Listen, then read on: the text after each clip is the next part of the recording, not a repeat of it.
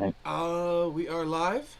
Hello, everybody. How you doing? This is Nick from the Phoenix Press, and we are playing some more Bioshock. Joining me, as always, is the Mistress of Ships, Bunny Girl Nix. Hello. Nix, you're a little bit low, so if you turn up your volume a little bit, that'd be great. Hello. Awesome, awesome, you're awesome. And person who's kind of becoming a bit of a co-host. Oh god, I forgot I was like low on ammo. Alright, that's fine. I can figure this out.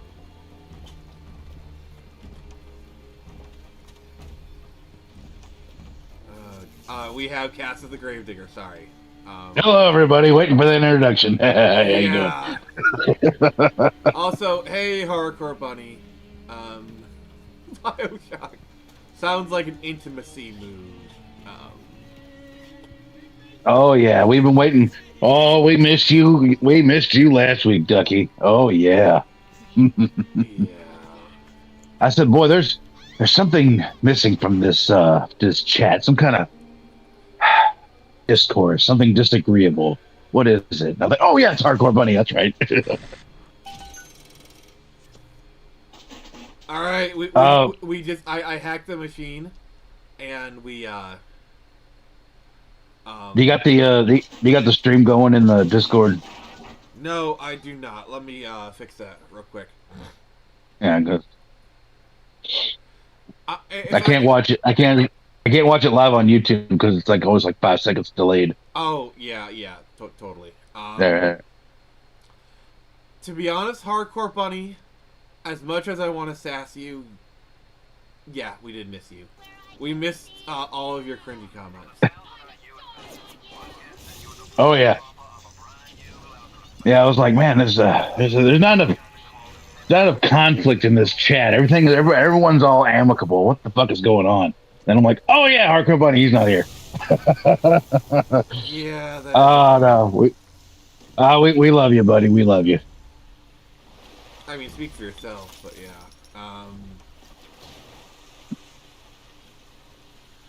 He hasn't bought an ace yet.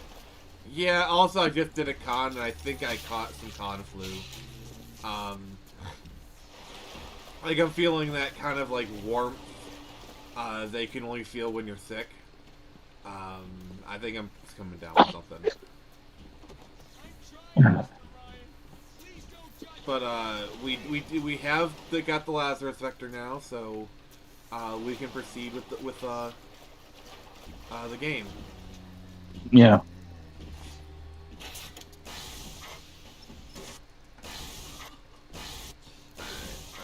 Yeah, smack it. Hey, Smack it. Yeah.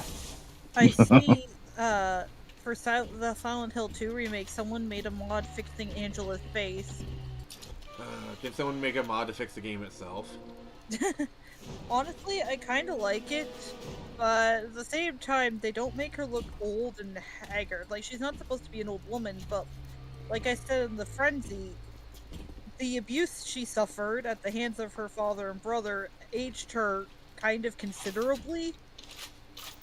So, I think the mod focuses a little too much on making her look attractive Hmm. and not haggard enough. What game is this? Silent Hill 2. Oh, okay. The remake, not the original. The original. Oh, okay. Yeah, hack that. Hack that. There you go. Yeah, because that's in like a really good spot to like, yeah. Yeah, see. Yeah, as I say, let the robots do all the work, or at least a lot of the heavy lifting. Alright, what the comments saying? Read the comments, please. All right, let's see here. Parker Bunny says it's COVID, and then he says they made her look uglier than a Taco Bell toilet. Oh god, that's really ugly. That's pretty bad, yeah. I have a picture of it here. Just 1 second. Alright, while they're doing that, Apparently, everyone doesn't realize that off-duty means off-duty. Johnny Orchid says, "Hey guys, next week in October 20th is my B day. Happy early B day, Ducky." Nice. Yeah, mine's in December, so Quiet Red Media says, "What up, y'all? What up?" What up? Then Harker Bunny says, "Silent Hill remake is the worst remake I've ever played since Resident Evil 4 remake." Damn. Wow. That is. Damn. I mean, I never played the Resident Evil 4 remake because I mean I have the GameCube version. I think that's like the most perfect version. So, but you know. Yeah. I mean, the games have been ported to like literally everything. Literally everything. I mean, hell, it might be on a fucking Nokia phone for all I know. You know, shit. Yeah. I mean, speaking of like highly ported games, I love that they actually ported Skyrim to the Amazon Echo. That is honestly hilarious. Yeah, that's what I'm saying. It's like Doom, Skyrim, Resident Evil 4, San Andreas, and what else gets ported? GTA like 5. Gets 1,000 ports. GTA 5, yeah. GTA 5, GTA San Andreas. Trying to think what else gets like everything. Like there's some reason there's like a game that's like really good and it gets ported a shit ton of times. It's like pick your poison.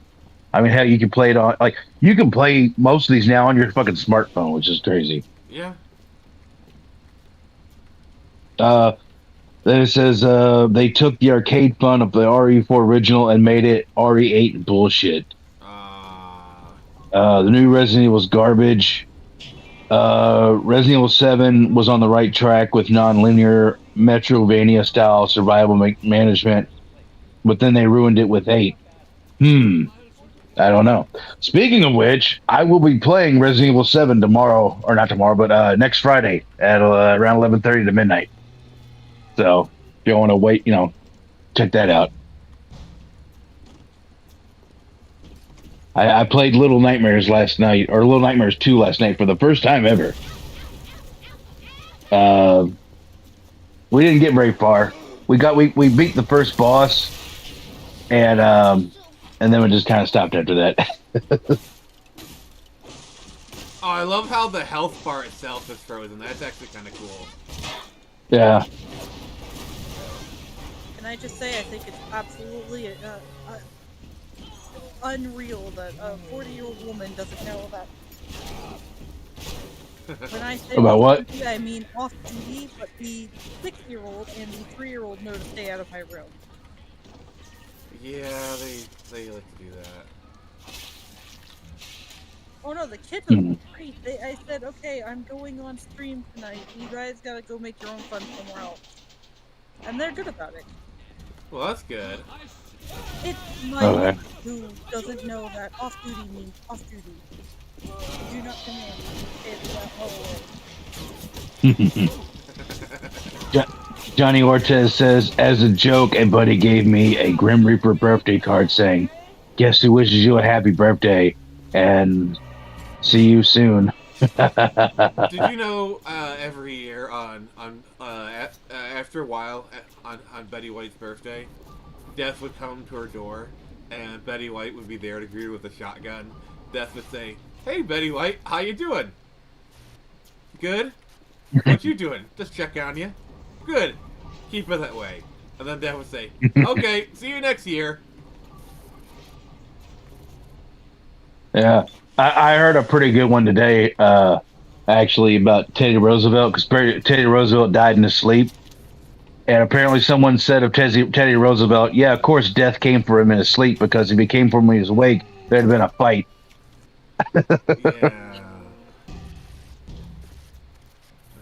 Yeah. But yeah, the Grim Reaper won't be the only one waiting for you. So, hey, if you need a discount on a good grave, I might be able to hook you up. I mean, you are the person who digs the graves, so. Yeah, I mean, we can get you a complimentary spike. Basically, what we'll do is we'll take it and we'll nail you inside the coffin, so you won't get up. in case you don't want to be undead. Well, you'll be undead, but you just won't get out. Alright. Uh, So Hardcore Bunny has a death joke. I'm not quite sure I want to hear it, but, more my curiosity okay. seems better on me. I've heard them all. Come on, Dougie. What do you got for me? Yeah.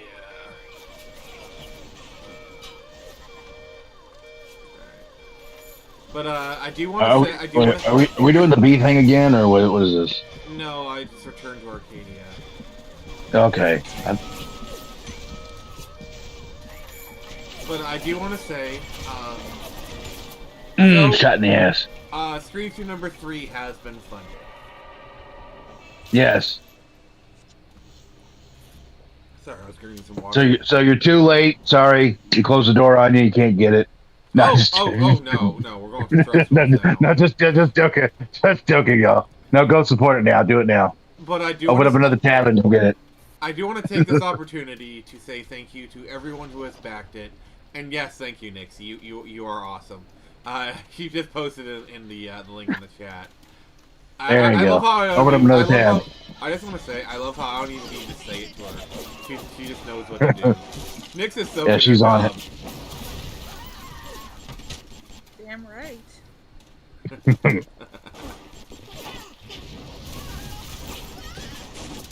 Oh, they got me. But yeah, no, I posted in Discord what Angela looks like in the remake, and what the mod does to her. Okay, let me see here. But like, oh my God, why does she look like David Duchovny? Oh right? God. Right? See, I've seen that meme where they actually put David Duchovny's face on there, and I never knew what they were talking about. I was like, okay, why they make David Duchovny look like a girl? Now I know. Holy shit, she does. Oh my God. Yeah, they messed my girl up. They messed my girl up. So the one on the left is the original. Yeah. Why do they make her like, okay, the first one is college, and then the second one is like she's like 48 and married with like 5 kids. No, she's 48, never married, but she still thinks she's 23. Oh yeah, she's got like 30 cats. Yeah. And then I have here what she looks like in the original game, and like not in gameplay, but like in cutscenes. Yeah. That's a hell of a glow down. She's supposed to look older, but that's intentional. Yeah. Because she's got. You can tell right when you look at her. Oh wow, you've been through some things. Yeah. Like she prematurely aged, basically. What you're saying? Yeah, from trauma. Yeah. Exactly. Yeah. It happens. Sometimes people get white hair early because of that. She still looks young in some ways, and she doesn't look overweight. Yeah, I don't know why they did that to her. That is just crazy. But see, here's what the funny thing is: if you complain about that, people think, "Oh, what you don't want to jerk it to her or something." It's like, dude, that has nothing to do with it. Yeah, they always use like the Coomer excuse, and it's just come on. Guys. Yeah, and it's like yeah, like come on, like she looks like shit, and you did that on purpose, Yeah, but like, I don't know. I don't like how the mod quote unquote fixes it, because it makes her look too young and too pretty. Yeah. It takes away from the trauma look. Oh, God damn it. That's like the controversy with Dragon Warrior 3. I will say I am still buying Dragon Warrior 3. I get that some people yeah. about it. It doesn't really. Oh yeah. I get why people are mad. I get it. It doesn't really matter to them. It doesn't piss you off where you don't want to buy it, but because she still looks sexy. Like it's not like they made her gain like 500 pounds. Like but that's the point of it. See that's the point of it. They did it because like here's the thing: if she originally had that, it doesn't look like you said. It doesn't look bad. It's just the reason why they did it is what pisses me off. It's the principle that matters. What pisses people off because they're like, oh, well, that's just too sexualized. Well, it was. I mean, Here's fair the thing: play. it was, Totally fair but play. here's my question: were things more conservative back then or than they are now? Because if it was okay back then when we had like the Mortal Kombat fucking shit going on, then it's okay now. Like, when you had like when moms were like way more fucking crazy about what you were playing, you know, the whole like like with Mortal Kombat and Night Trap and all that kind of stuff. If that was okay then in Dragon Warrior 3, then I don't see the problem. Like, are we more conservative now than we were then? I don't think so. So what's the problem? Um, but like I said, that's the because people act like that. They say, "Oh, well, you just want you just want to jerk her to or something or blah blah blah." And it's like, no, it's like I want the character how she looked. Yeah. She looked that way for a reason. She looked that way because she was sexy.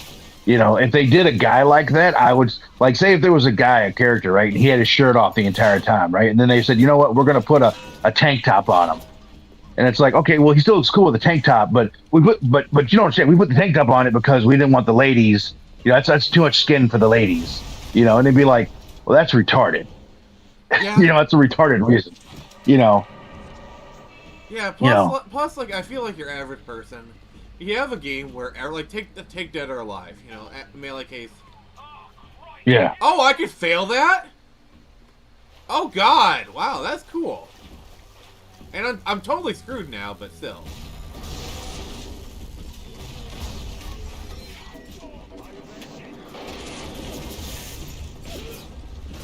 Oh, God. Like, it's the same thing with Mortal Kombat. It's like, you had like games like Mortal Kombat 9 just a few years ago, which had like really, incredibly scantily clad women. They looked fucking sexy. And then they were like, oh, no, we got to cover them up. And I'm like, well, who's this game made for? Because, like, you got people getting their guts ripped out, their brains fucking thrown out through their fucking skulls with a fucking drinking straw and shit like that.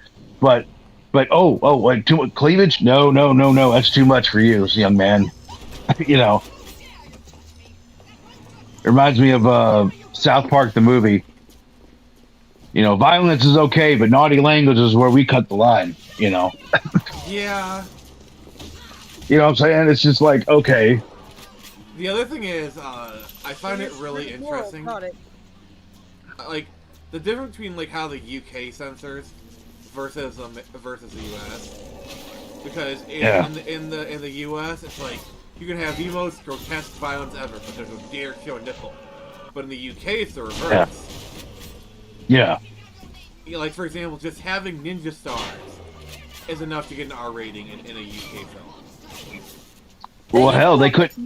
They took Michelangelo's nunchucks away in the UK version of the 80s Teenage Mutant Ninja Turtles. Oh, that's not even the worst thing they did. So, do you know in the UK it's called Teenage Mutant Hero Turtles? That's what I was getting ready to say. Yeah, Hero Turtle. Yeah, because they couldn't say ninja.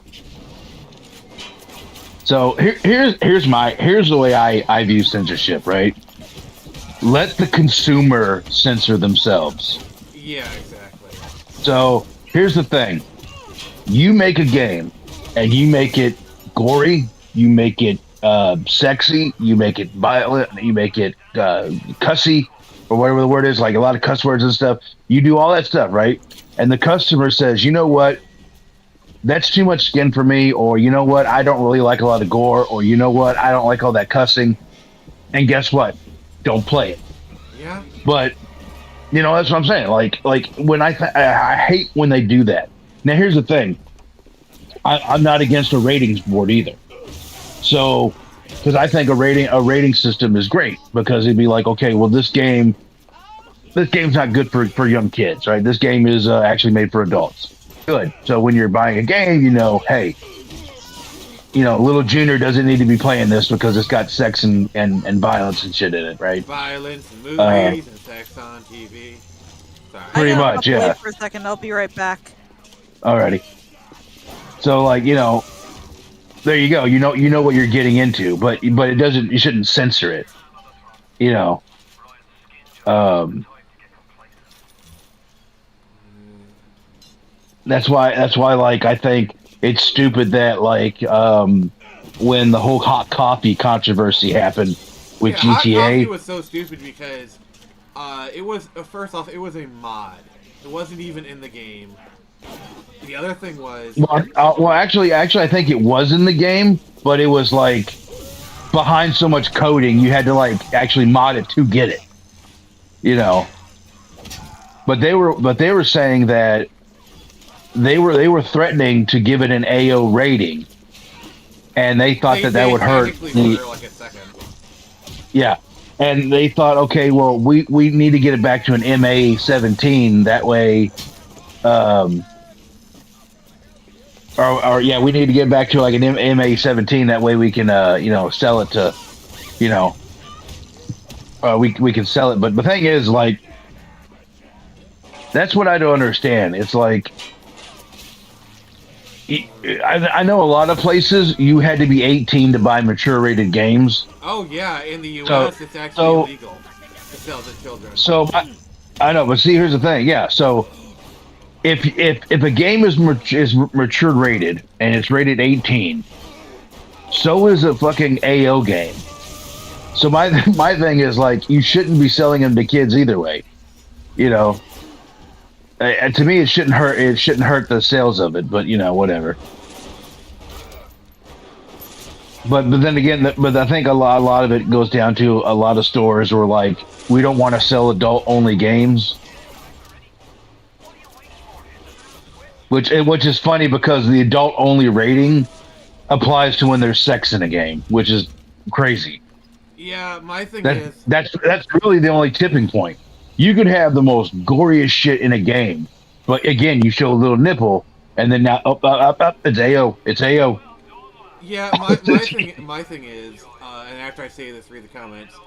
The parents complaining, "Oh, how is Grand Theft Auto? Our kids are playing it. It's a mature rated game. The only way for kids to play these games, the parents have to buy them." Yeah, I always thought that was a fucking controversy because I was like, then why are you buying it for them? If you're buying it for them, then shut the fuck up. Like, it's your fault. It's like that meme with the putting the stick in the bike spokes. Oh yeah. That's exactly what it is. Okay, so let's see. Getting back to the comments. See, we got quite a bit here. Hardcore Bunny says, these are all Hardcore Bunnies, so I'm just going to read them all once. Okay. He says, desexualization isn't the issue. They are sexualizing kids and ugly women in games and removing sex ones. Censorship for adults is wrong, period. Exactly. I agree with that. Yeah. Adults don't need to be babysat for content. Exactly. That's what I'm fucking saying. Yeah. Has anyone checked the kids' computers and cell phones today? Yeah, exactly. I know. Yeah, that's the other argument. Yeah. You give a kid access. We all know what they're looking at. Yeah. It says parents have little or no desire to restrict their kids' entertainment. I understand that, and that's been an issue for like we're talking about hot coffee. That was 2004. This is like 20 plus year argument. So yeah, like even back then, 20 something years ago, the parents didn't want to fucking they don't want to do anything. That's the problem. They want the companies to do it. I'm not going to tell my kid not to play. No. Activision and who makes I would say who makes Grand Theft Auto? Shit, Rockstar. Yeah, we want Rockstar. We want them to edit our stuff for us. No. We don't. Yeah. And then Hardcore Bunny says women didn't hate on Grand Theft Auto because of their kids. They wanted it banned because it offended them. and offended in quotations. Yeah, that's what I'm saying. Like, yeah, but that's the excuse. Like, think of the children. Think of the children as Well, they clutch the it's because pearls. parents a lot of parents don't want to take accountability. Like you point out that it's an M-rated Exactly, game. exactly, The only way they bought it is an adult had to buy it for them, which was most likely exactly. you. Um, like I've heard plenty of stories of like, oh, we're in this part. This is a really crazy part. Um, but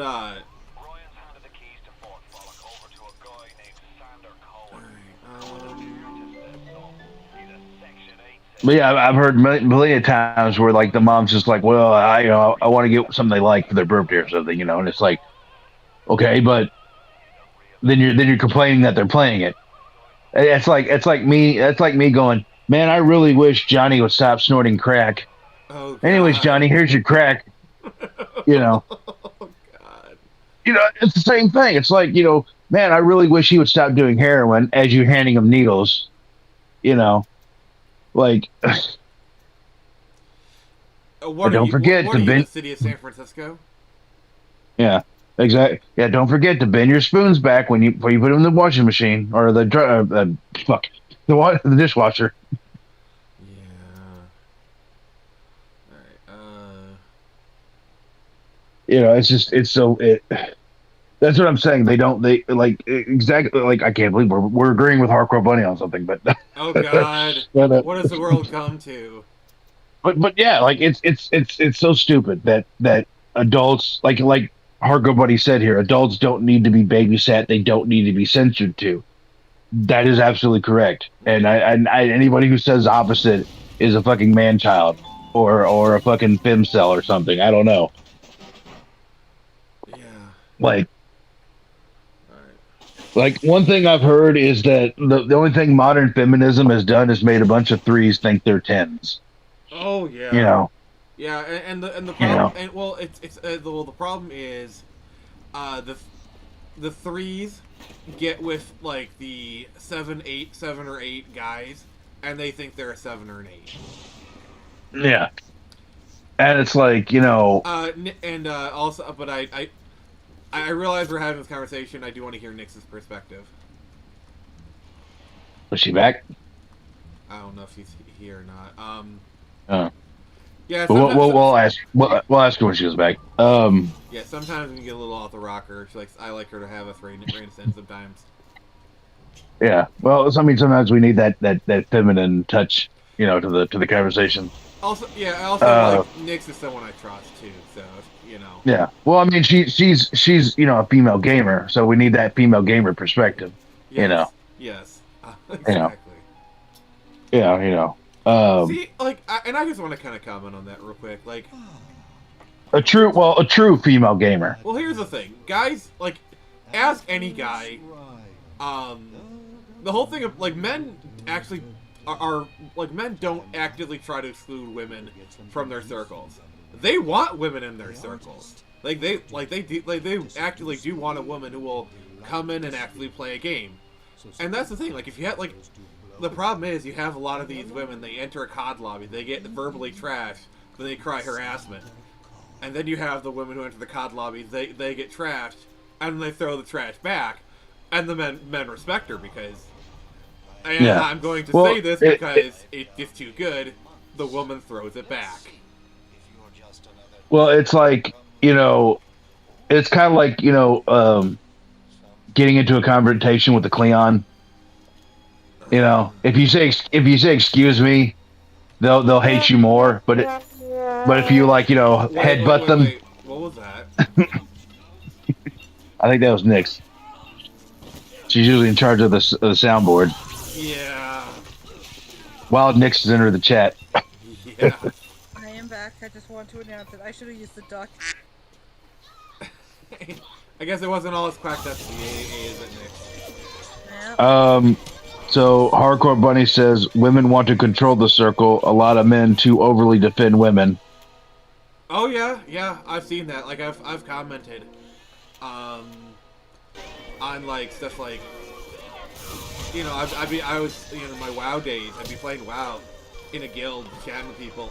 All of a sudden, you hear, "Doodle, hey," and just the entire conversation shifts.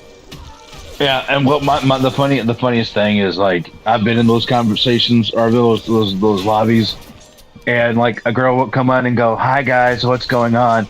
And then you hear like there's that one guy. It's like it's a female. Well, and here's the thing, and to be perfectly fair, do some women do that as attention seeking? Yes, but there also were a lot of women who didn't actually want attention seeking. It just happened anyway. So I'm just gonna throw up that qualifier. Yeah. Hargrove Bunny says Nick did that when I joked about Nick's taking a dump, but he was suspiciously quiet when I said that about the men. What? I have no idea what they're talking about. What context? I'm a good friend of Nick's, and he knows better than to offend me. Exactly. She'll bonk me. Yeah. Oh my god, I am a very good mod. Yes. This is a mod who's not afraid to ban her host. But anyways, the thing is, like, yeah, there's a lot of there's a lot of asshole guys out there But who Nick, we're talking about like females in gaming. How like yes, there are legit female gamers, but there's also ones who just crave attention, and it makes the discourse kind of hard because there are women who do use gaming as a way to kind of gain attention or whatever. But there's also and I have been very open about going after those kinds of people. Yeah, it's just my thing is the differentiation between the two. Especially if they have OnlyFans and they're using the algorithm to try and promote it. No, go the fuck away. Nobody wants that nasty ass shit. Yeah.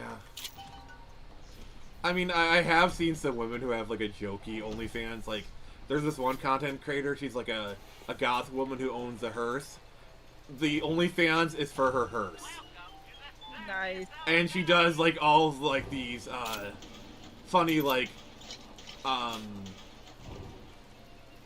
joke posts about like, oh, my hearse is getting wet, stuff like that. Like, it's like, okay, like, you know what? I think I'm falling in love. Yes, and the best part is do something kind of like that, but for my 12 different cats that we now only have 2 of. Yeah, or the woman who had, or like, the woman who has an OnlyFans and it's just pictures of fans. Yeah, it's OnlyFans, right? Yeah. Yeah.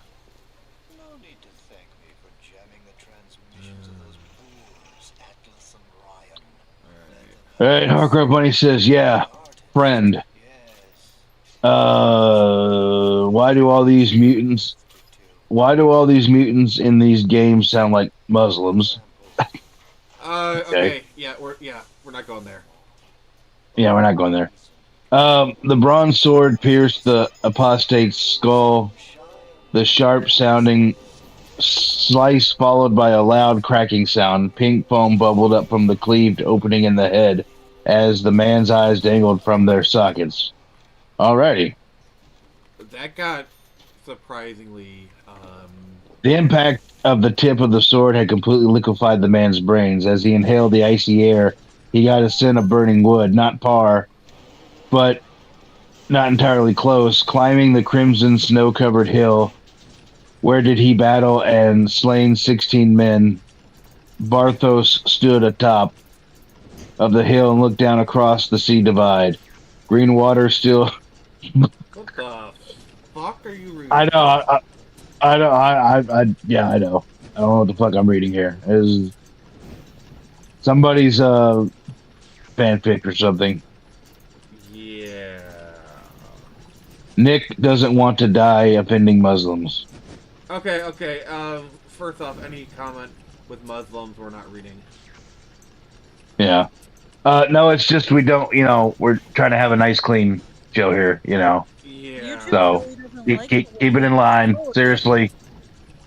Yeah. So any stuff like that, you can comment it, but we're not reading it.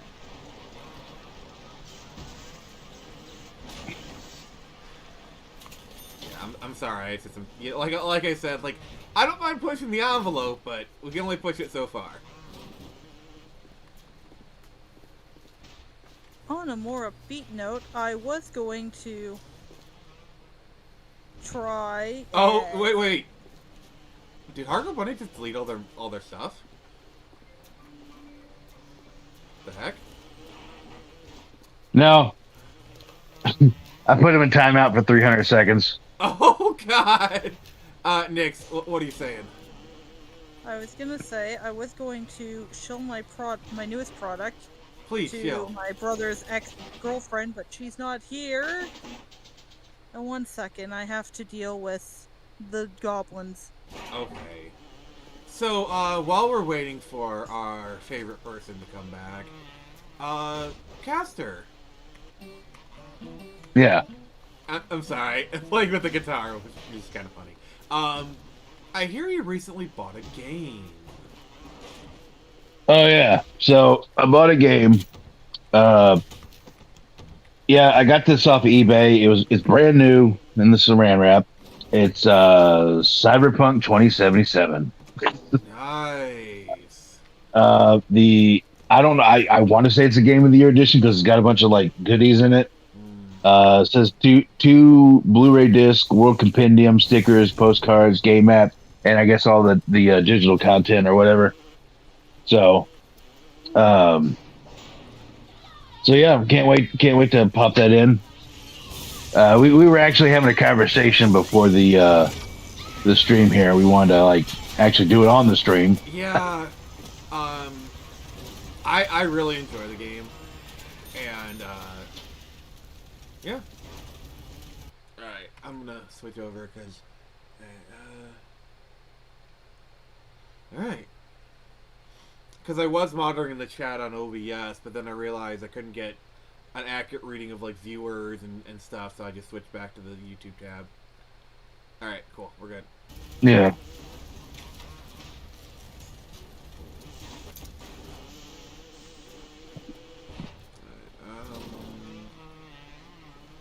All right, we're good though.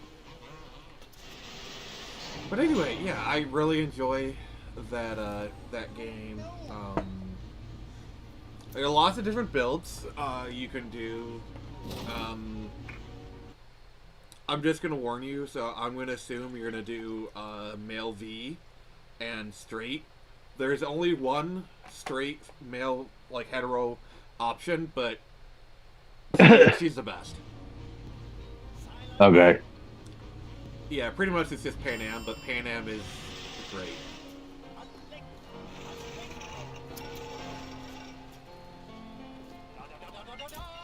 Presto, presto, no, no.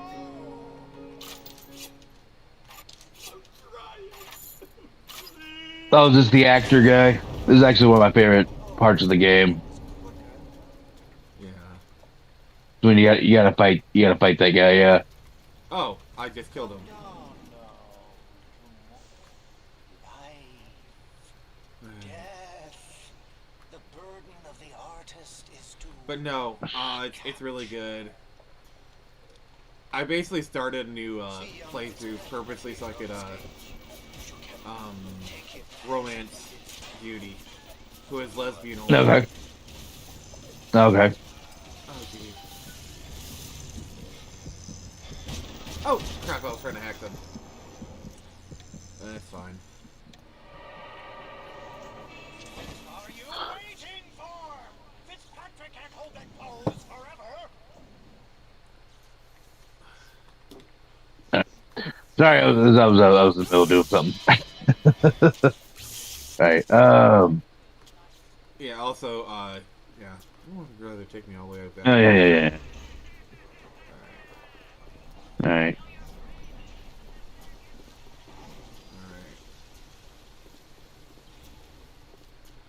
Yeah, this is a really interesting level. So I'm gonna go to Nix's link here Alright. for let's see here. So is she are these hers selling? Yeah, So Little Witch Dale is like an alternate account of hers. I believe so. Okay, okay. Cause I didn't know what was going on here. I might have to give this a try. I have to buy some. Yeah, possibly. Yeah. I am back. So so everybody, if you want some, or are these like candles or Nix? What are these things you're selling here? Are these like candles or what are they? Perfumes, essentially, but they're like all use sprays. Okay, all They're right, naturally made, okay, That's good. and they're only $10 a bottle. all righty. The newest scent I've got out is pumpkin pecan pie. Crap, It's I don't have the right one. oh no. They'll give me some extra time. Hold on.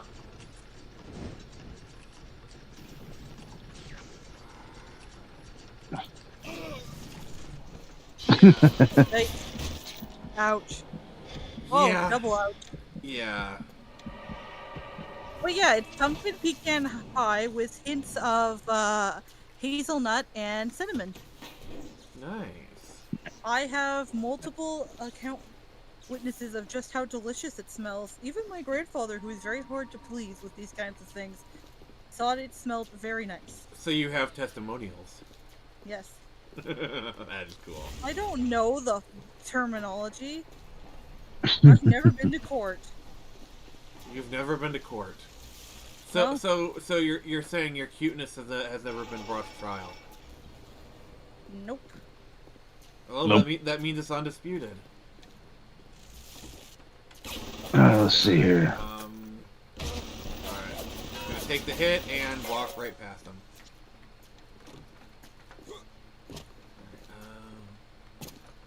There we go. Alright, so I guess I've done my thing here. Oh!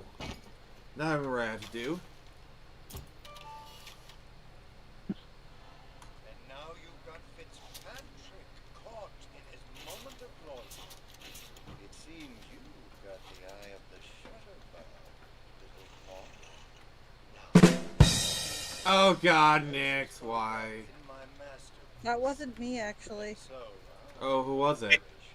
It was me! I did Oh it! my Oh god! god! Lug!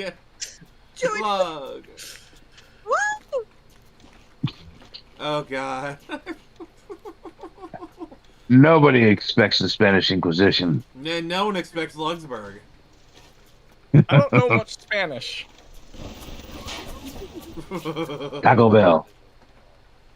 you've your own Maybe like 80-90% of what I know about Spanish is from Dora. I mean, like most like your average American, the only thing I know of Spanish is a lot of the curse words. What? go to the atrium. So I'm just gonna start saying curse words in Spanish.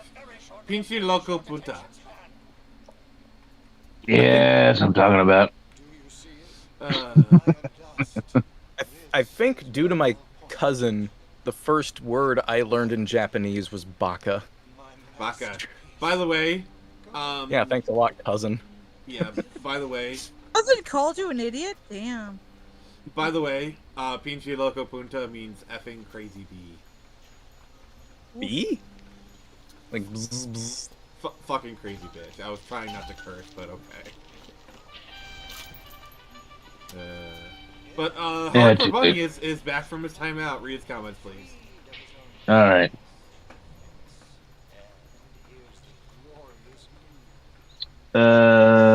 What game was Nick talking about again? I have no idea. Cyberpunk. We're talking about Cyberpunk earlier. I think. Oh, yeah, that's what Cyberpunk. I meant. Yeah. And then, yeah. Not reading that one. All right. Oh God, yeah. Please don't. All right, so. Actually, I just want to say, when I had to go deal with my little goblin problem, the youngest decided that she wanted to come and watch the game that we were playing. Yeah, this is not for kiddos. I immediately was like, yeah, no. And she's like, but why though? And I'm like, it's very violent and you're very young. Oh, okay. I like how Yeah. you just understood. That's actually kind of Well, adorable. yeah, no, I've been letting her, she's only 3, but she really likes, watching people play horror games. Because I've been letting her watch Cory Kenshin with her big sister and I. And her mom doesn't mind at all. She's like, I'm already a horror fanatic, so I approve of this completely. I was like, okay, well, I don't think her grandparents really like that I'm doing it very much, but, you know, whatever.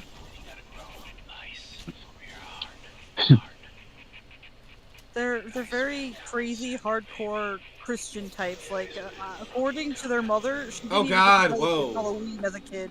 Oh. Well, that was Nick was something. frozen today. What's the comment saying? Oh, that handsome guy We got right there. Hardcore Bunny saying, Five Nights at Freddy's is pretty much a franchise made by furries and kids. Wasn't it just made by like one guy? Well, okay, I guess now it's handled by a lot more people. Yeah.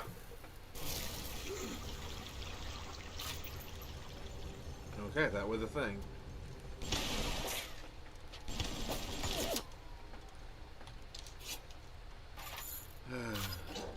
Well, I mean, like, you know, kids nowadays like horror games, but they like those, like, you know, indie kind of horror games.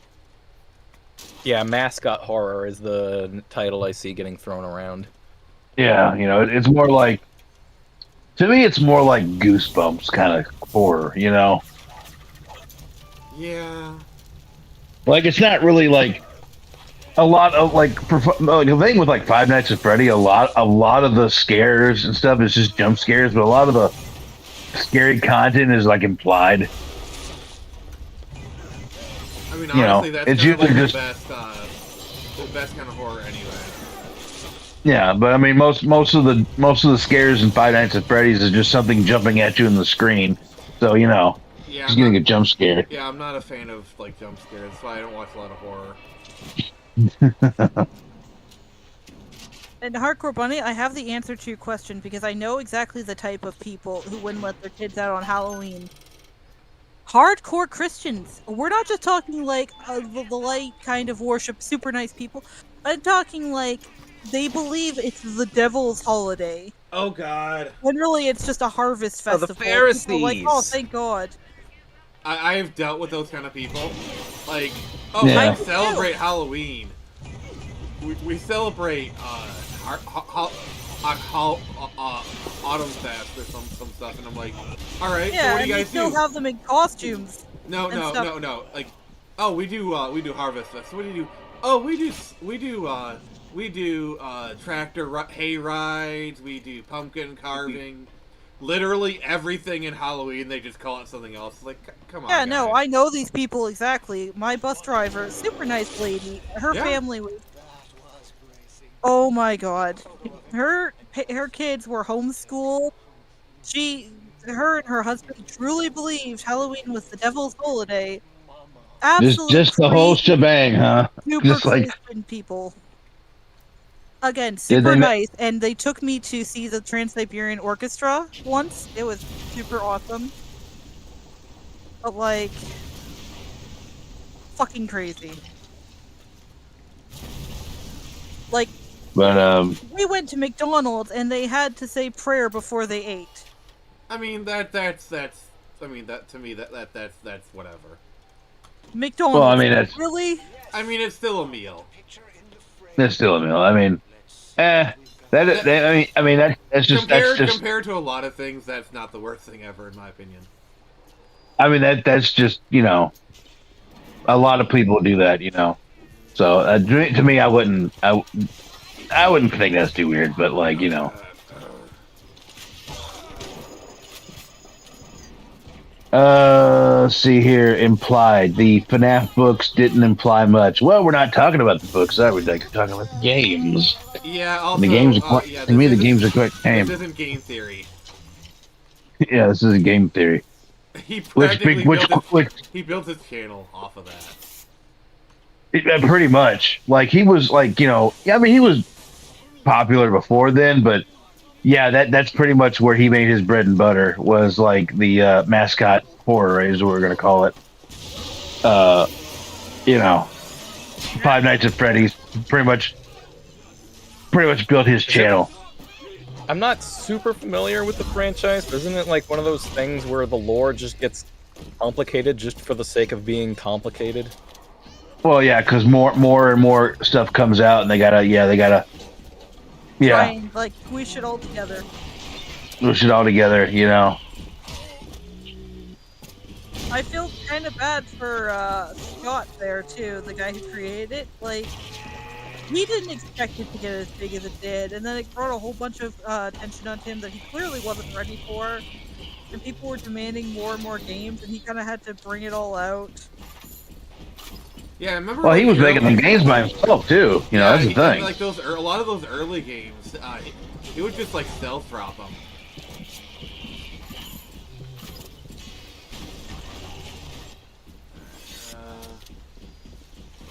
But he did prove that you can make it on your own. He just did it out of spite. Yeah. Because the Five Nights at Freddy was created out of spite. Was basically just to say F you to game developers. I haven't heard that part. More just that the spite was from like people saying that when he made some kind of game about chipmunks or squirrels or something, everyone thought the characters all looked like a bunch of creepy animatronics. It was like, okay, fine, I'll just do that then. That's pretty much what it was. It was like because he wanted to make family friendly games because because he's also like a practicing Christian, so he wanted to make friendly family games, but then he was just like, all right, you know what, screw it, fine, I'll make horror games. You want to be you want to do that? Let's scare the shit out of you, kids. Yeah. Here's a scary thing. Oh yeah, that's Concord right. may be coming back. Oh no. Yeah, I'm sorry. This kind of feels like the inevitable outcome. Okay, okay, Nick's complete what you're gonna say, then I'll talk. Sorry. I was just gonna say, it looks like it might be coming back as a free-to-play, if I'm right. Yeah, that just sounds like the inevitable outcome of the game. Because like they did refund everyone's money, and I just don't think Sony would like, oh, the game is what now? They're gonna try it one more time. Yeah, I remember coming across some kind of compilation of reviews or something that went over every single one of Scott's games in chronological order, at least the ones that are still recoverable, as some of them are lost media. Oh, wow. And it was interesting seeing the journey that led to it, because it didn't just... Like, that was definitely, like, the final tipping point, the whole, like, chipmunks or squirrels, whatever it was. That was the big tipping point, but there was, like, several other games that share so much in common with that, stylistically or functionally. He made other games similar. So it didn't just it didn't just come from that one moment of spite, but was also built upon a lot of the other things he made. But it does go to show you that you can make it in the independent game space, you know. I mean, and not only make something successful, but make something like a franchise, which is pretty much what he did. He's multi-millionaire now. Not only that, but he has a movie too. His movie, his books, clean up the lore and stuff. What I hear.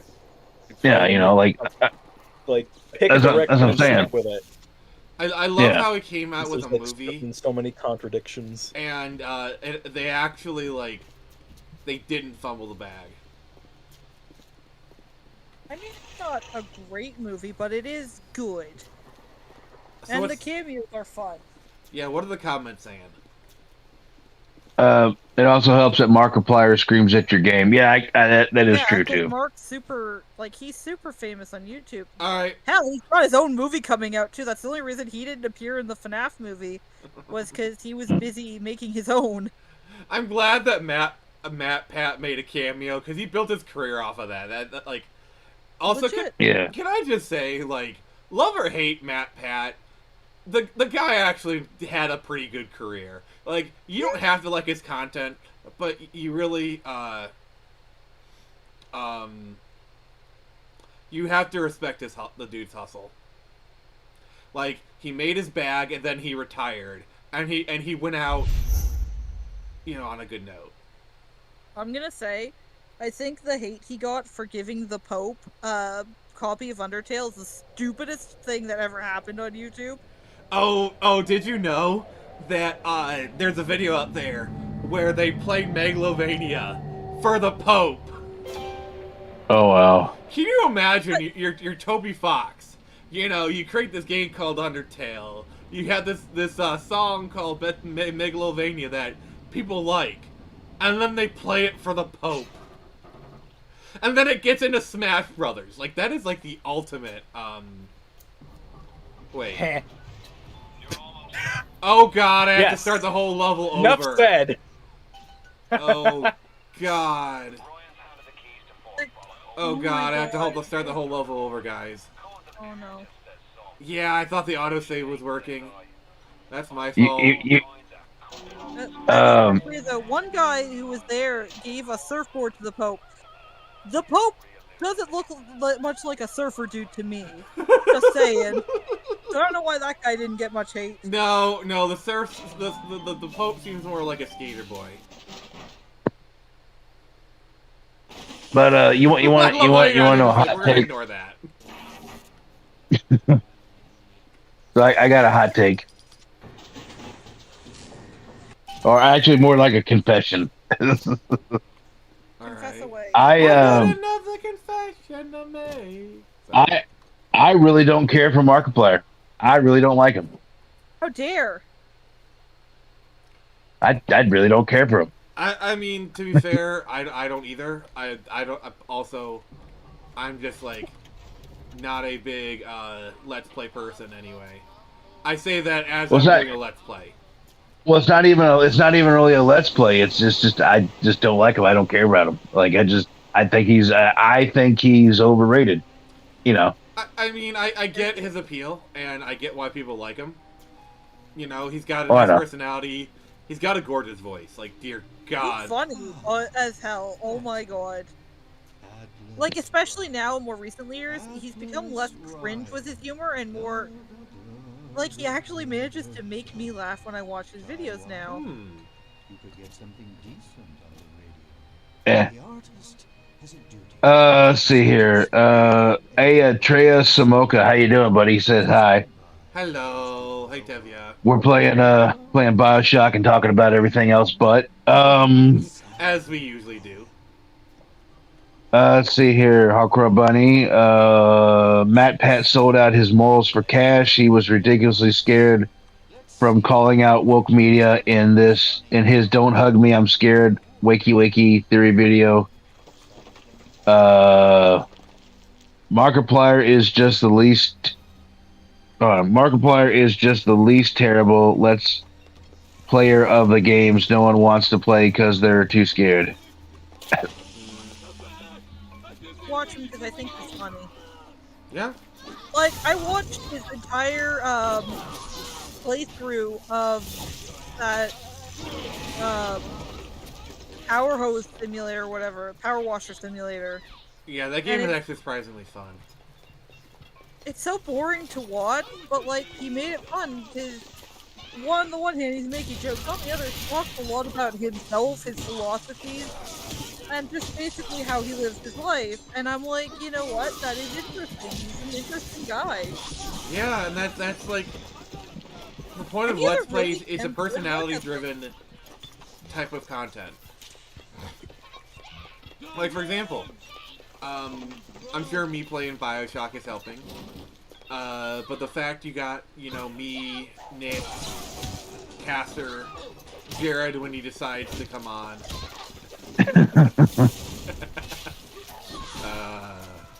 But no, like, the reason you don't see Jared that often is because he's got his own kind of stuff doing.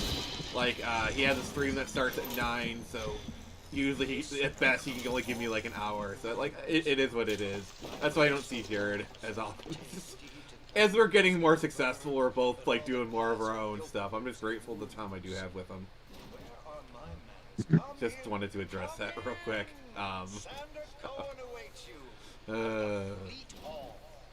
But yeah, he's doing that Super Wonder Legacy program. Apparently, it's doing like really good numbers, so good for him. Jared just finished his house arrest. His house arrest. I mean, to be fair, his job is with the hurricane stuff. He was like working overtime on his job. I'm not gonna like share too much information because personal. Yeah. So yeah, that's what Hardcore Bunny said. Yeah. Apparently, with his job, like he was telling me how they put him up in like in a hotel in like a nice hotel in the city. I'm trying not to give away personal information, so. So they're nice. But yeah, back onto the Let's Player thing. Yeah. I used to watch a lot of Jacksepticeye, but in more recent years, I've kind of gotten sick of how he brings his personal politics into his jokes and his like what he talks about. Yeah, that's what I hate. Like with a lot of content creators. But I've never seen Mark do that, and I'm really grateful for that because it really helps. Man, Let's Play. That's not something you hear very often. That's kind of faded away since stuff like Twitch and YouTube streams have been totally viable. Yeah, I mean, look, technically you're part of a Let's Play right now, so. Yeah. Yeah, that's why I'm not like talking. That's why I'm not like talking as much shit as I want to. It's because I realize the irony. It's like, Nick, you're literally doing a Let's Play right now. Shut the F up. But the whole point is for you to do the opposite. No, I'm not. I'm many things. Hypocrite is not one of them. This is not a silent walkthrough. Well, that's why I have you guys. You guys make the jokes. I make the gameplay. No one ever said it was a silent walking. Yeah, exactly. We gotta supply more yapping. Oh, well. Well, yeah. Yes, Lug. Please supply more yapping. Yep. Yep, damn you. I just found this amazing customer question Amazon thing for pepper spray. And the question is, can you replace the spray when you run out? The answer is, if you, quote unquote, run out of pepper spray, you need to move to a different neighborhood. That's actually valid. That's actually valid. I mean, pretty good advice. Oh, speaking of which, here, hold on a second. I gotta find something.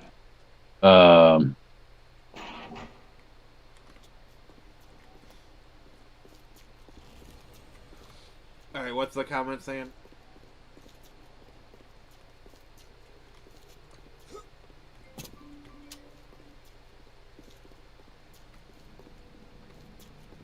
Okay, so apparently, you know you're not supposed to eat a whole lot of sugar-free candy, right? Okay, aspartame. Aspartame. So basically, it's like if you eat a lot of sugar, like say for instance, like you eat a lot of sugar-free candy, it could make your stomach upset and give you like diarrhea. Yeah, that's why like technically, diet-free pop is kind of worse for you, in a way. Yeah. So apparently, it's now a thing on the internet. They have all these reviews of like Haribo sugar-free gummies, and people have eloquently put how bad they are. And her review of the pepper spray reminded me of that, where it's like people just have these long reviews of like how terrible their experience was with the sugar-free gum. Oh God, or sugar-free. That sounds like a great live stream idea, where we just like, we're just read off a lot of these. Yeah. That sounds great. Well, let me read you one just to show you here. So this one was on February 1st, 2015. They give it a 1 star, and As I sit here writing this review at 4 a.m. for my porcelain throne, a fixture you will become all too familiar with as you choose to eat these cute little bears from the pits of hell. Oh my god. I had to eat a pound of these bastards after Man City. After Man City must have thought they were playing American football the other week and lost to a team of Arsenal scrubs. They were a bit chewy, but overall appeared to be nothing more than your average gummy bears. About 2 hours with little more than mild stomach cramps, feeling like one would expect from eating a pound of any candy. I began to wonder if I had gotten some duds. Like the slow buildup of a Martin Scorsese film, however, these bears. I Oh love that. crap. This. Oh god, dang it. Like the slow buildup of a Martin Scorsese film, however, those bears were waiting for their baptism scene to destroy my insides. It started with the cramping, very akin to doing 1,000 crunches and being forced to hold the 1,001st crunch indefinitely. Then came the initial run, which appeared to be the proverbial floodgates. I am over 30, and I am beginning to wonder if these bears know that and want to send me back to the can for each year I've been on this earth to make me wonder why I was ever born. What the In fuck? between gastrointestinal bouts of pressure washing the inside of my toilet. What the fuck? What in the between hell? in between gastrointestinal bouts of pressure washing the inside of my toilet from my anus, I lay in bed feeling as if someone were to punch me in the stomach, I would explode, turning the walls of my bedroom into a soiled Jackson Pollock rendition. What? To give you an idea, I spent $50 ordering a UFC pay-per-view only to willingly miss the last 2 to 3 fights of the main card because I didn't want to stray too far from my master bathroom. What Thankfully for me, the? thankfully in my this is all one review by the way. Thankfully for me and my marriage, fearing what might be coming, I convinced my wife to spend the evening at my sister-in-law's because trust me fellas, nothing will be gained from your significant other experiencing this with you. I am no longer in pain, but still having to make trips back to my master bath on a regular basis. Eat these if you dare, but be forewarned, they are not to be trifled with unless you want your toilet to be the staging ground for repeat fecal rehearsals of the Red Wedding from Game of Thrones. Oh my god. God. Oh god. That was one review on Amazon.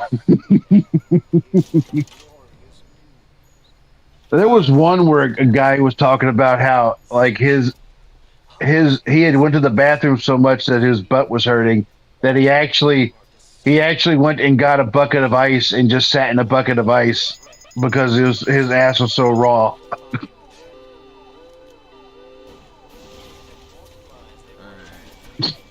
like the name of this review is like hell holds no surprises for me anymore. Yeah, we definitely need to do a stream of that. Just reading these bad reviews because they're hilarious. But yeah, that whole pepper spray thing made me think of that. But yeah, that's funny. If you need more pepper spray, you need to get the hell out. Yeah. Yeah. I'm sorry. I'm just at a loss of words. Read the comments.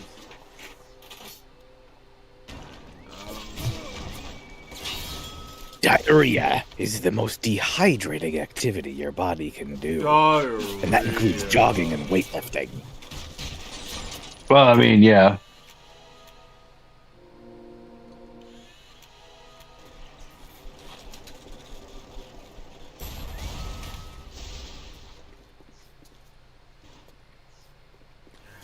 The door to Poseidon Plaza is now open.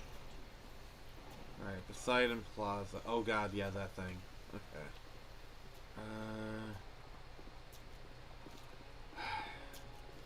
So my mistake was I wasn't saving. I thought it was auto-saving. Uh-oh. Uh-oh. Yeah, so that's why I've been saying. That's why we're doing this all again. but I'm making sure to save more often now, doing manual saves. So, yeah. One thing that I kind of wanted to bring up is, did you guys see that Hasbro is auctioning off all the Power Ranger suits? Yeah. Like, it sucks, but my thing is, a lot of these people, like the actors themselves, like, oh, why didn't they give this stuff to me? Why are they auctioning it off? Don't they need a few pennies? It's just like, come on, guys, come on. Like, does it suck that like the Cosmic Fury Red Ranger has to bid on her costume? Yeah, it sucks, and I honestly hope she gets the costume. But they're like, okay, nobody bid on this stuff. Let's make sure she gets it. Like, come on. You don't Well, think, you know, like, my there whole are thing only is two like, people that bid on it. Like that is just not gonna work. I feel more like Indiana Jones. I'm just like, they belong in a museum. Oh yeah, but I will say, if I had the money, I'd be bidding on some stuff. Oh well, hell yeah. It'd be like let's say, you know, I'm married, like, hun, why is there like 5 boxes of Blue Ranger stuff? It's from the show. How much did you pay? This is the actual costume Billy wore in the show. How much did you pay? It was $20,000. Couch forever. Yeah.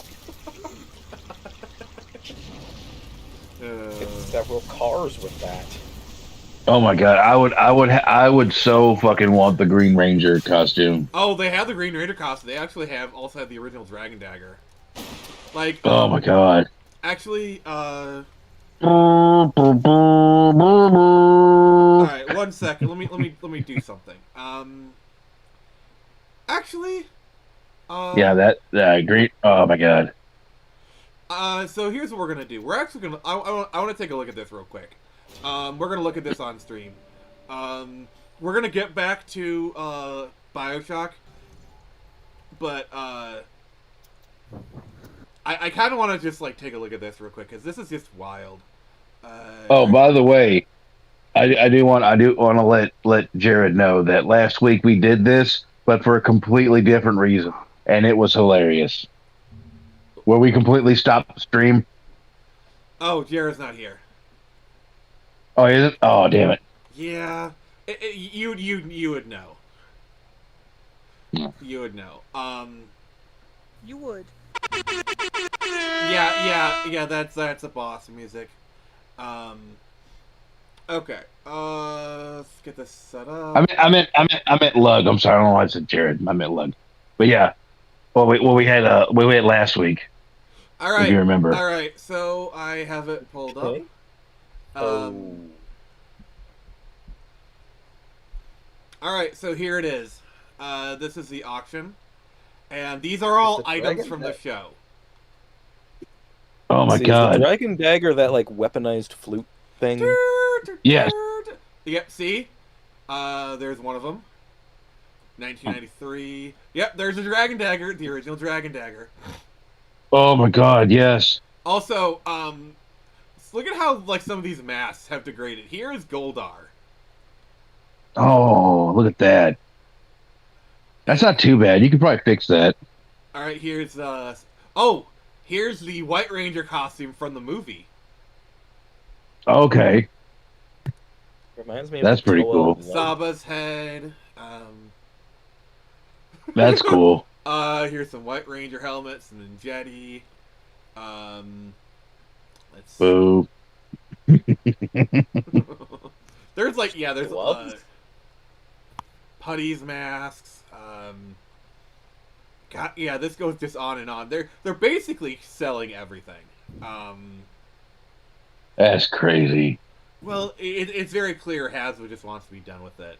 Oh, Diva Toxic's costume. Galaxy. Oh yeah. Some in space costumes. Oh, the Alpha 6 costume. Ay. Oh god, you have to see this. Here's the Elgar head. Take a look at this. Oh my god. Yeah, from Turbo. What? Yeah, it's this All these guy. wires. Well, it's probably Yeah. the eyes. Probably the eyes. Yeah, they've been left to like dry rot somewhere Yeah, you gotta and not been remember taken care of. that mask is almost 30 years old. Yeah. Yeah, but it still could be, if you put it in a good spot, but they probably just threw it in a dumpster or not dumpster, but they probably threw it in like a fucking shed somewhere. Forgot Yeah. about it. Yeah, pretty much. Oh, here's Aaron Cahill's civilian uniform. That's Force. cool. Rancic's costume, the gears. Yeah,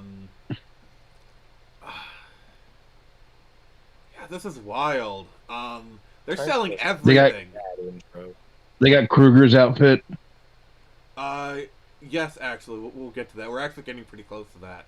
Oh, Okay. Tommy's. That's probably gonna go. Let's see for that. Oh yeah, was it Dino Thunder? Is that what the one that was? Yeah. So here's his Okay. fighting spirit costume. Oh, that's so awesome. Oh god. Okay, we're gonna get there soon. Yeah. I can't wait to because I've actually seen this. All right, here it is, the Doggy Kruger costume. Oh wow. Can you just imagine if someone bought this as their fursuit? Oh no. Oh, do they have they got his his ranger suit? Oh, the Yeah, there we go. SPD. Yeah, Yeah, it's right here. Yeah, there it is. Okay, yeah, that's what I was actually asking if he had his ranger suit. That's cool. But I like Kruger. Yeah, he is. I like him. Got some Mystic Force. Y'all came here for Bioshock. Deal with it. We're doing Power Rangers. Hold on. This is just a slight pause, guys. Yeah, deal with it. Yeah, deal with it. Yeah, I just wanted to go through this, to show you guys. That's cool. Yeah, they're selling everything.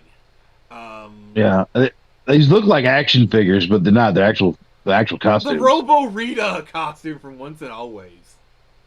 Oh wow! Like that was recent. All right.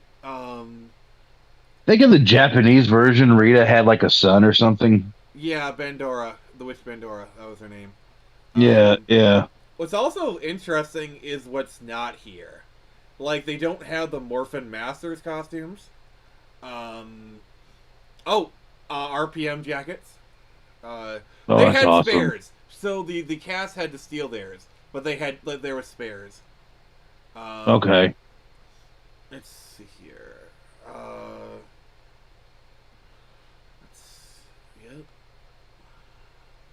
But they're not only just selling Power Ranger stuff; they're also selling the other Bandai things. Let me just. Okay. Like Yeah, let me just. I think what else. Yeah, okay. I know some of this stuff by reputation. Yeah, Alpha. Let's see here. Let's see here.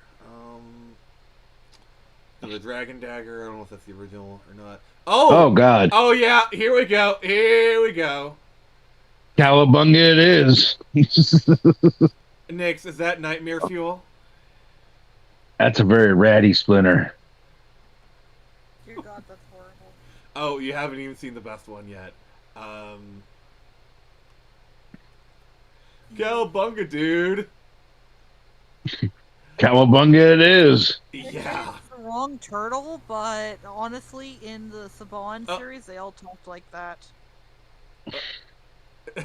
Yeah, Venus de Milo. Yeah. Yeah. And then they have the Beetleborgs, stuff. Also, Beetleborgs was a fucking fever dream. Oh yeah. Also, for all you Kamen Rider fans, they have the Masked Rider suit. So if you want to get the Black RX suit, yeah, that is something I want to check out. Oh, that is pretty cool. Yeah. So I wish I had stupid money. I wish I had, stupid spending money like that. The Black RX suit. How cool is that? Yeah. So how crazy is that? That is insane. I mean, honestly, I hope all these do go to actual true fans and they're kept kept with love and care. Yeah. because they can't be like in a museum or something where you can go see them as a fan. As long as they're being taken care of, I'm cool with that. Yeah. But that was a lot better than last week when we watched. Oh, the Seduction. the KFC one. Yeah, we watched the KFC movie last week. We got the stream nuked because of that. God. What was it like? How far was it? Like 3 minutes, 5 minutes? It was only like 17 minutes in total. So like, yeah, I think we got like at least 5 minutes out of it.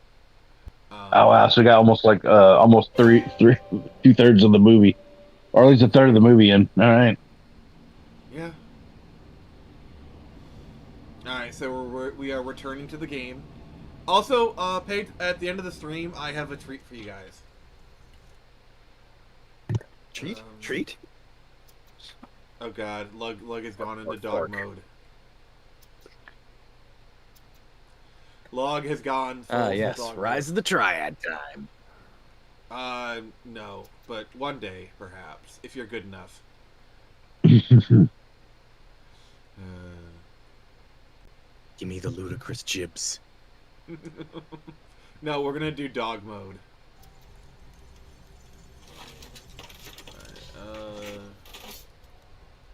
Oh, I forgot there was a crossbow in this game. Alright. But yeah, like, it sucks, but...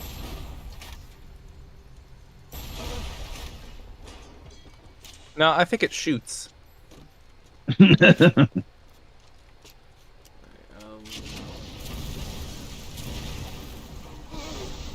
God, that was... Jesus Christ. Yeah, that was, not the right choice. Alright. No, it was not.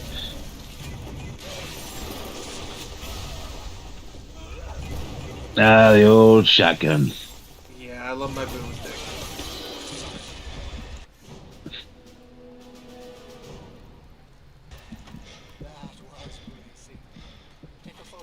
Alright.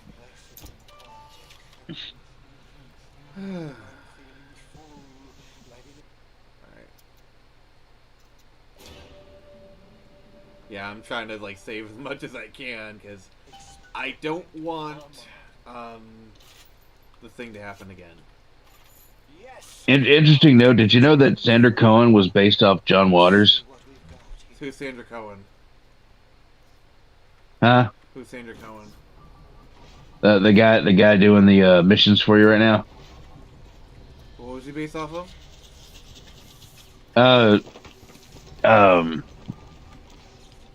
Oh fuck, I just said his name. Yeah, who is he based off of? Off of Pink Flamingo's guy. I don't know who that is. I said, oh yeah, he's based off John Waters, you know. Oh, okay. I don't know who that is. Well, it doesn't matter. I was lying. Oh, well, screw you then.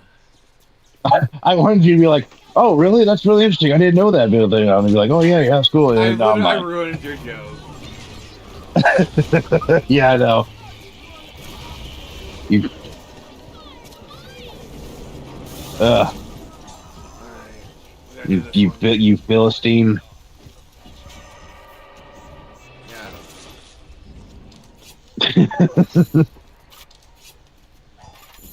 I know somebody in chat was getting ready to type something. I'll be like, you catch you're lying your ass off. Like chat, I know chat was about to go fucking crazy over that one. Yeah, so there's one thing I've learned about the internet is if there's one thing people can't resist, it's the opportunity to be right. Hardcore Bunny says Beetleborgs were the Beach Boys to the Power Rangers Beatles. Okay, those groaning noises, those totally sounds like, what was it, the tentacle monster in Half-Life? Totally sounds like that. Oh, whoa! Man, that guy. Yeah, Big Daddy don't mess around.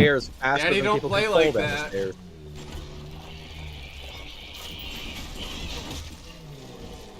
Got him. Got him.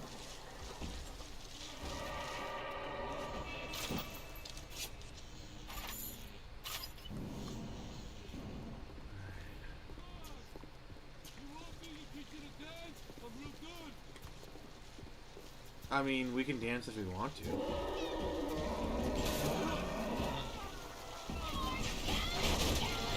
Oh, there we go. We're gonna rescue the little sister. I mean, I prefer the cry little sister, but, you know, it's all good.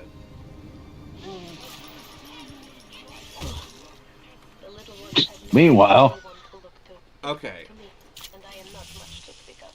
So, Caster, I'm assuming you've seen Lost Boys, right?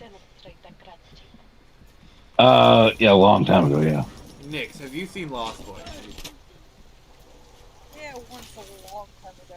Oh god, you guys need to rewatch it. The film was awesome. But I maintain that that movie proves that is the Batman movie that Joel Schumacher could have directed. Could have. Like, that is an example of the Batman movie we could have gotten. I'm pretty sure he's gone on record saying he wanted to make his Batman movies darker because, like... I mean, look at Batman Forever. But, like, the studios interfered because they wanted something they could market to children. Can we all agree Avi Arad is the villain of so many bad movie stories? Yes. But you can make a good Batman movie with that and make it where like kids can watch it. Mask of the Phantasm. Exactly. And apparently he's got some kind of role in creating the new Zelda movie, so... He's passed away a few years ago. Oh. Are we sure about that? 'Cause, like... I'm pretty sure he passed away a few years ago. If you want to look it up next, you can. Prove me wrong. That sounds like a challenge. It is a challenge. He's 76 years old. There's no death date. I swear he passed away. He said That was what you wanted. Okay, I gotta look this up myself. Cause I swear, You didn't write his name right in the death note. That's just, I told you. He's a producer, yeah. On Okay. the Zelda film, Okay, live-action Joel film. Schumacher, born August 29th, 1939, died June 22nd, 2020. Yeah, so wrong guy. Sadly. Yeah. R.I.P. Joel. Taken too soon. Yeah. Like, if you ever watched the, alright, let's see here.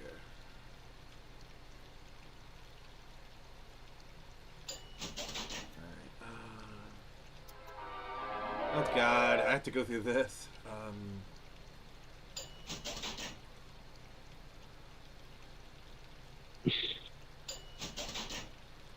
Alright, but yeah, anyway, So, but anyway, yeah, so totally different segue. This question's for Nix. Did you see the Aurora Borealis? yeah, you're Canadian. No, sadly I did not. Okay. I was inside. Yes. It was very cold. I didn't even know what was happening until my grandfather called me, but we live on a street with a lot of street lights and a lot of houses and businesses, so...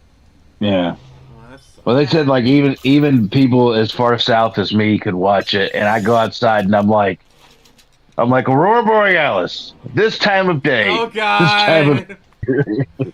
This is the reason why he brought this topic up specifically so he could drop that. My grandfather didn't see it, so... May I see it? No. yeah, No. yeah, I see it. I love all the memes that came out of that. I'm just gonna say it. Yeah. I love that they've gone on to say that afterwards that, like, Chalmers knew Skinner was lying, but he just doesn't care enough to, like, fully question him on it. Sort of like, I know you're bullshitting me and I just don't care. Whatever. Yeah. The best version of that meme, of the steamed hams meme, in my opinion, is the one where they use like the Left 4 Dead characters, and they only use the Left 4 Dead dialogue, so it's interesting how they convey the same story, but they're only using sound bites from Left 4 Dead. Mine is the one where they use the Mega Man Battle Network like fonts and stuff. That was so great. Oh yeah. Oh, another good one is the JoJo's one too. Yeah. They make it into it's like it's steamed hams, but it's an episode of JoJo's Bizarre Adventure. They turned it into a JoJo reference. Yeah, pretty much. That one was hilarious. So okay, Nick, since you're the resident JoJo fan, what do you think of like the meme like everything is a JoJo reference? Well, it's kind of an interesting sort of mishmash of JoJo's references a lot of like stuff, like pop culture that was popular at the time of it. Well, going by part, but like also JoJo's been around long enough that yeah, certain pieces of media will have like little references here and there to it. Like Paw Patrols, there was an episode where I can't remember it correctly because I didn't watch it myself, but I No. talking about it. But yeah, Paw Patrol had No. JoJo's posing reference with like these suits of armor. Huh. Oh wow. Yeah. Well, see, and that's the thing about the JoJo's reference is that you don't know if it is or not. Because a lot of times you're like, "Is that a JoJo's reference?" The world may never know. Yeah, you always question it. Alright, so But like also a lot of it comes from the fact that Araki, when he was creating it, put a lot of his own favorite like media and Italian art and high fashion into it. Like so a lot of the poses he does come from famous models or like pieces of art. Yeah. Yeah. It circled back around to where like JoJo's references a lot of actual pop culture to where now pop culture references JoJo's. Alright, you guys keep talking. I need to visit the office. I'll read the comments and try to talk badly about me. The Office. Is there a laugh track? Yeah. Not.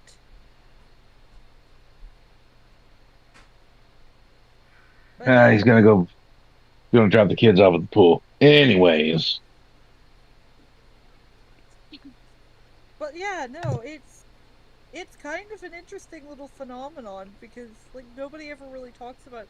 And that's why it's as flamboyant as it is. It's because it's referencing high fashion, which is extremely flamboyant. It's not gay. Yeah. As people. No, yeah. Yeah. I really hate that in our more recent society, homosexuality and flamboyancy have become so conflated in each other. That's gay. That that sounds gay. People can't really like differentiate the two. That just sounds gay. I'm sorry, Nick. That just sounds gay. Well, see, back in the day, like back in like say like the 80s, the guy with the most makeup in the club was usually banging the most chicks. I mean, look at David Bowie. Oh my God, Nick! That's what I'm saying. That's what I'm saying. The guy with a freaking perm and makeup on, he's bringing home more chicks than you ever will. Yeah, I'm saying that's how it was back then. And again, that's the era that Araki started, doing JoJo's was in that same era, The JoJo's, which was a Victorian, a Gothic Victorian vampire story, essentially at its heart, was made in the 80s, and oh god, it just got weirder from there. It got bizarre. Oh, it started out bizarre, and then it went off the rails. Oh, yeah. I actually have no idea where I'm supposed to go next. Hmm. Oh, I think Like, here.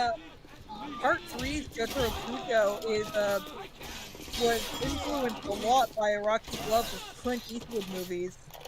So much so that he even, like, later on, even gave Clint Eastwood a print of Jotaro, and Eastwood even did the pose in the print. Oh That wow, is that's awesome. crazy.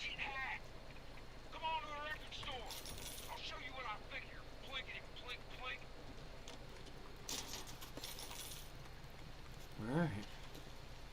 And not only that, Araki's such a great, an amazing artist that he has art in the Louvre. Oh, that's something. Yeah, yeah, I Yeah, remember that. Yeah, there was like and three. even There was yeah, like three manga artists that they were going to like. Um, there was three. Like I can't remember the other two, but like there was three manga artists that they were going to feature in the Lou. Um, of like have their own. Yeah, Rocky was one of them, and that's before I even knew JoJo's Bizarre Adventure. So I was just like, what is this stuff? he also has Bizarre. an art piece that is just phenomenally gorgeous. I'm gonna search it up. Alright, you do that, Nix.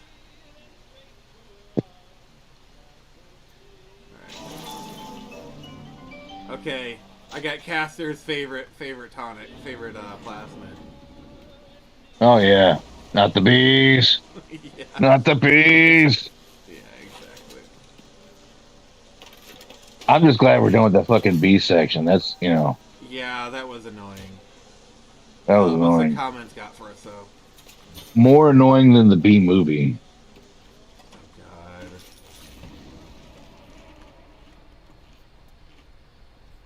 Hello. JoJo's Bizarre Adventure is the anime that no one read the manga for. Except me. Eh. Well, not everyone is as awesome as you, Nix. So. No, but this is called Fountain Boy. It's an actual public art piece by Araki. It is phenomenal. Let's see here. Oh yeah, that is nice.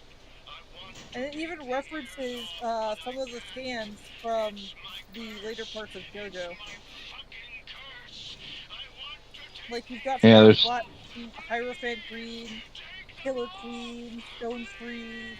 I'm pretty sure that's Golden Experience and Dirty yeah, Dirty that's Golden Study Experience. Yeah. and So I'm Tough. trying to find out like where the. There we go. Like I'm not a huge fan of his later art style, especially when you see like the old characters in this new art style. Like he winkified Jonathan so bad, it's not even funny. That's a disgrace for my boy. What is it? Look at their son to my boy. He went from built like a brick shit house to that twink you see at Arby's. That Yeah. Twinkie see in Arby's. I love it.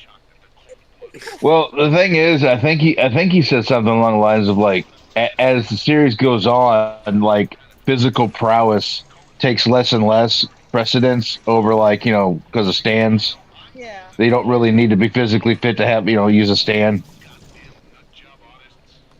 I don't, but also it's the change in art style, and I don't like that Jonathan never got to have a stand. He died before that ever happened. His stand is technically Dio's now because of the whole Dio throwing Yeah, hot. yeah, I would say Dio stand is probably or Jonathan stand was probably the world. It's more like, according to Iraqi in something I can't, I've never found, I've actually never bothered to look for it, but in an interview, he said that all Hamon users, like all Ripper users, have the same stand, and it's the Hermit Purple, the wine stand that lets them like see, like basically whatever. Yeah. So Jonathan would just have Joseph's stand, but because his body is now attached to Dio's head, that means Dio has both the world and variation of Hermit Purple, Okay. which explains kind of why he was able to hotel when Jonathan, or not Jonathan, Joseph was using Herman Purple to spy on him at one part in part 3, and even called him out on it. It's that scene where they're using the TV in the hotel in one of the first couple Yeah. episodes. Yeah. So one thing I wanted to bring up, did you guys see that tweet that came out? So they found a new tablet from the Epic of Gilgamesh that had a full another chapter. Oh yeah, that's been floating around a while. Here's the thing. We're getting a new chapter of the Epic of Gilgamesh before the Winds of Winter comes out. God damn. Oh. That's how bad it is. Yeah, but see, we've been waiting a lot longer for Gigamesh, though. Gigamesh. Yeah, that's in the anime. Gigamesh. Gigamesh. That's the new Pokemon. Gigamesh. Well, I'm still waiting for Half-Life 2 Episode 3. That's not coming out, especially with the end of Half-Life Alyx, where they kind of like retcon it a little bit. Oh, look at all those nice cigars. Yeah. So, Lug, are you familiar with Half-Life Alyx? Sort of. So it's I don't have a VR headset. Alright, so it takes place right before Half-Life 2, and it stars Alex Vance. So the ending is you free the G-Man. And he basically takes Alex into the future at the very end of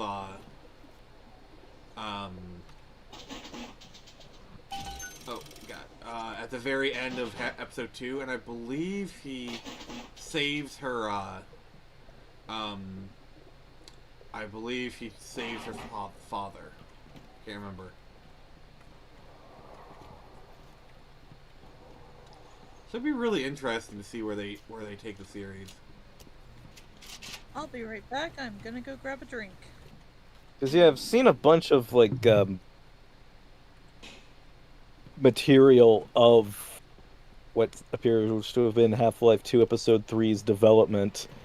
Like, yeah, it looks like they were finally going to make use of the Borealis properly, and Dog had an upgrade system, a simpler version of which actually makes it into Half-Life Alyx, and yeah, it looks like probably a bunch of material that was cut from Half-Life 2 was just going to be put in here, and it was going to have a much bigger emphasis on the zombies. In fact, it even had an early version of Left 4 Dead's AI director. Yeah, that's the thing. Like the Ravenholt section, like they were actually going to expand it into a full game at one point.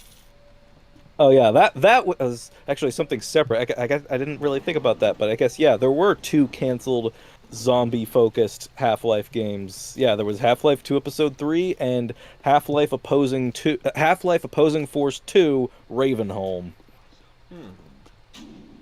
I know that one had like, I don't know, electrified monkeys or something as enemies.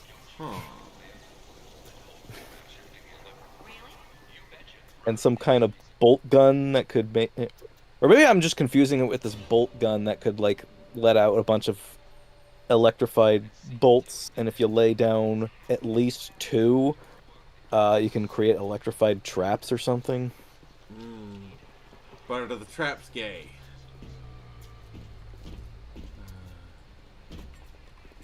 I am so sorry. No, it's a bad joke. But do you ever see like the one of the story writers for Half-Life? They released a document basically like saying like the story. Yeah, a draft of the story he had in mind, but then just like changed all the trademark stuff with with sound-alikes.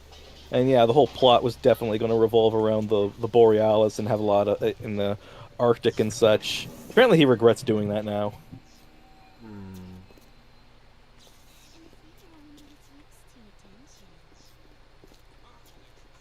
Alright, so we're gonna go.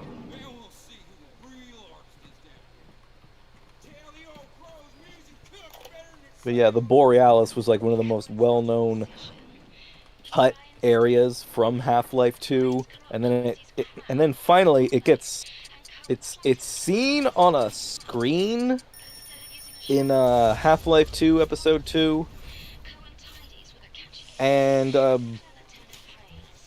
guess you actually get to, and then it comes up again in Portal 2. Huh. But yeah, yeah, it looks like Episode 3 would have finally brought back the deleted scene, so to speak, of the Borealis level.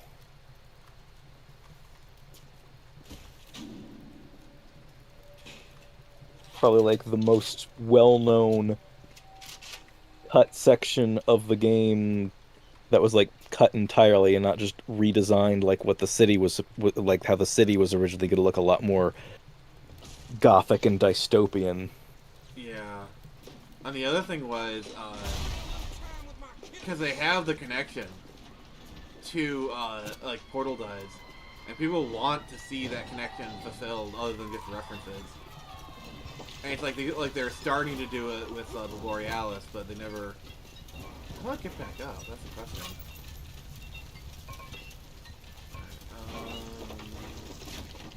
Yeah, like, well, with Half-Life 1, you got one weapon in your first weapon slot, just the crowbar. Half-Life 2, you've got the crowbar and the gravity gun. I wonder if in, like, Half-Life 3 or something, they just stick a portal gun in there and you pick it up in the Borealis or something.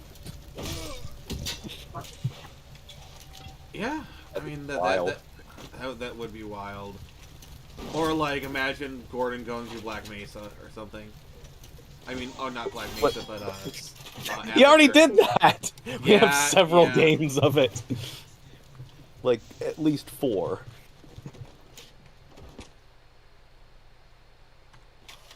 I guess 5 if you count Uplink. Yeah, Yeah, we don't wanna talk the about that. original opposing force, Blue Shift, Decay, and Uplink. Though most people have forgotten Decay and Uplink. Even more if you start counting stuff like Source and the game literally called Black Mesa. Which is just a really weird, like, I'm not really sure how you would refer to it in the context of how it's based on the original. It's kind of a remake, it's kind of a reimagining. Like, most of it is almost one-to-one level geometry with the original, and then you get to the last 4 chapters and it's just completely revamped and borderline unrecognizable with like totally original level geometry instead. So this is Rapture Records. And the guy blew himself up, so I don't know what I gotta do now.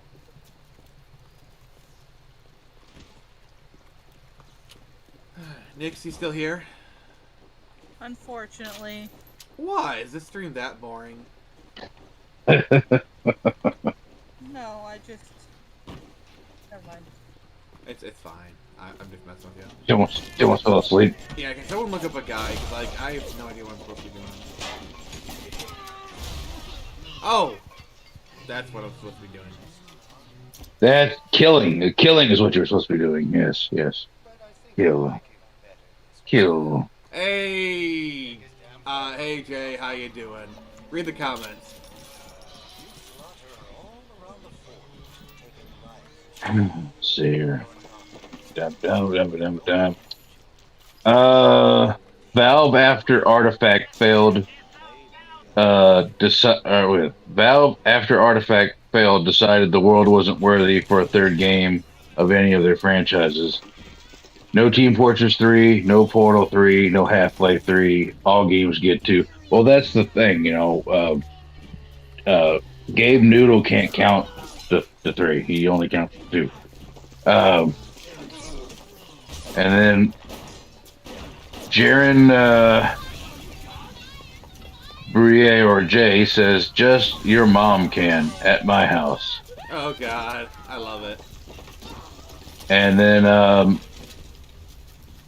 Parker Bunny says, Nyx took her sleepy pills. Someone give Nyx a Monster Energy drink. or crack. Nix, would you like some crack? I want to see her energized. What happens? The world ends.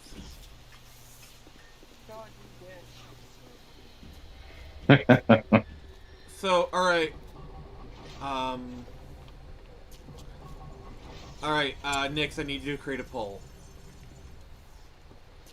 Alright. Alright, and the poll is, should we give Nix crack? No, I'm not doing that. Okay. No. Okay. The man in me loves Skip's cereal, while the kid in me is screaming to let out of the basement. What? Okay, I have no idea. Just smile and wave, boys. Smile and wave. By anyone. Screw you! Screw all you fucking doubters! Here's what I say to all of you!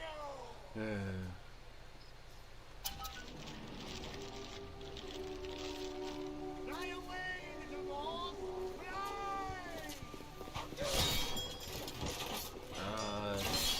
How about you just die, motherfucker? Okay, they're playing fancy music.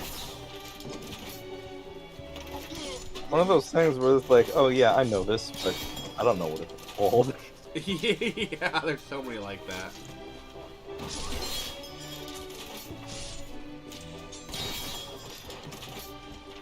Isn't this from the Nutcracker? Dance of the Sugar Yeah. Plum Fairy? No, that's a different tune. Yeah, you're right. But like during the scene when I first played this game, I had like my firepower like maxed out or something, and that's all I did. I just kept lighting people on fire and moving around fast like you're doing, and I just imagined I was dancing to the music, just snapping my fingers like Roy Mustang, lighting people on fire. Mustang Sally. Yep. Da, da, da, da, da, da, da, da. It just screams of people burning on fire. I'm like, well, that's Oh awesome. god, this game is so expensive. Just like so we family have reunions. another mod has entered the chat. Some guy named Luxburg. Oh god. What are we supposed to do with them? Lug, can you ban the Luxburg person? For those who don't realize, I just told Lug to ban himself.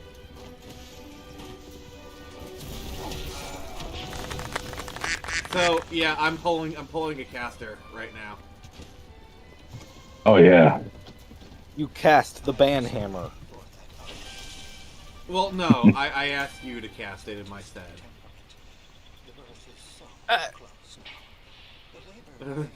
Oh, you burned everybody. 404s. Yes, it's a Disco Inferno. Burn, baby, burn. Disco Inferno.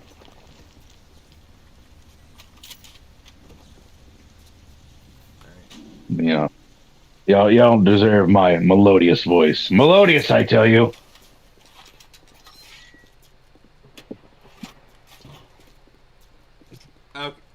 Okay, we're not gonna do Bunny's latest comment. We're not gonna go there. Yeah, I know. Yeah. You use discretion, mods, when reading chat. Yes, especially when it's a hardcore Bunny comment. Yeah, that's what I said. That's what I said last week. I said, can you imagine we're playing this game with Ayn Rand themes and hardcore Bunny's not here? Holy crap, we lucked out. Yeah, like I was at any one moment I was expecting no one expects a hardcore Bunny. Use garden. I was just getting warmed up. You were there? Disco is deader than my innocence. Yeah, but just like, just do what I do. Just, every once in a while you gotta smack the corpse around. Well, you gotta dig him up first. Sometimes. Oh, we got a ghost stripper. I tell you what, I like Halloween, but man, I tell you what, it's Halloween when the goths start getting in the graveyards. Are they always in the graveyards? Oh my god! Well, Halloween they are, and it's just like you got to get them out of there because, I mean, Or even worse, because even worse, when you have like the 16-year when you have like the goths, they start having sex in the graveyard. Like, come on, man, that's my mom's grave. well, so here's the thing: it's like if you got the real goth chicks, they know what they're doing and they are professionals. But then you get these like wannabe goth chicks, and all they are is just fucking zombie food. And then next thing you know, I got another freaking apocalypse to thwart, and it's a pain in the ass. All right, it's a hell, a living hell, I tell you. Are they like living dead girls? Yes, they are living dead girls. Yeah, yeah, you knew At exactly. your ideal date.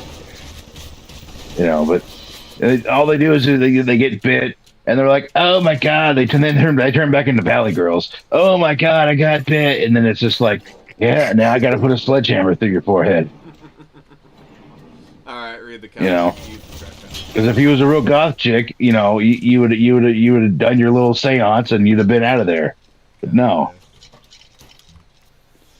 Oh, I love your rants, sir. Oh, well, it's not. I can't help it. Look,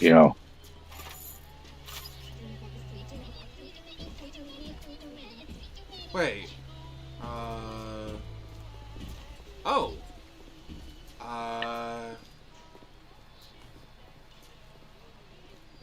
Okay, so it's supposed to be an Eve's Garden. Okay. Alright, so there's a regular Eve's Garden beside the plaza. Okay. This is Eve's Garden.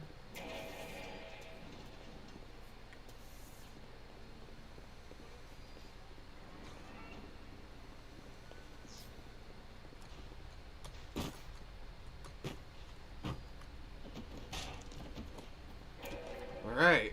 But. Oh.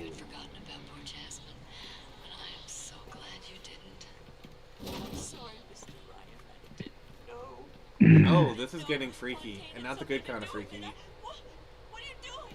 No, don't, please. I loved you, don't, please,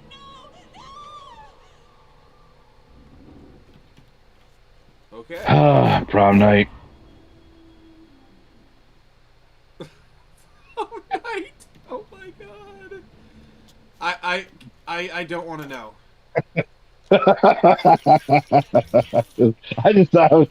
I just want to say the Ghost Darkest shit at that. That's what came to my mind. What happened here? Well, it looks like it's safe. I plug. Alright, leave. Get out. But get out. Sorry, Lug.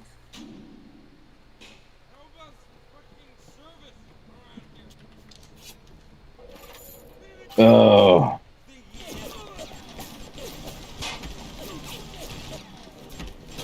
Jesus Christ, how many bullets you gotta put in that guy's ass?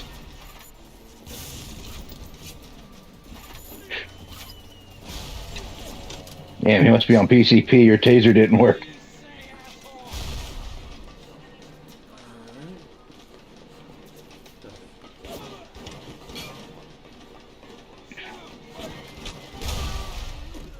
That'll learn you.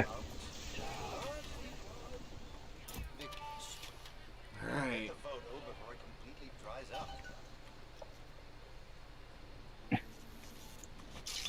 Alright. That was something. Yeah, that was a thing. That guy was a bullet sponge. Dear God. Bioshock Infinite killed the franchise. I'm gonna be honest. I kind of like that game.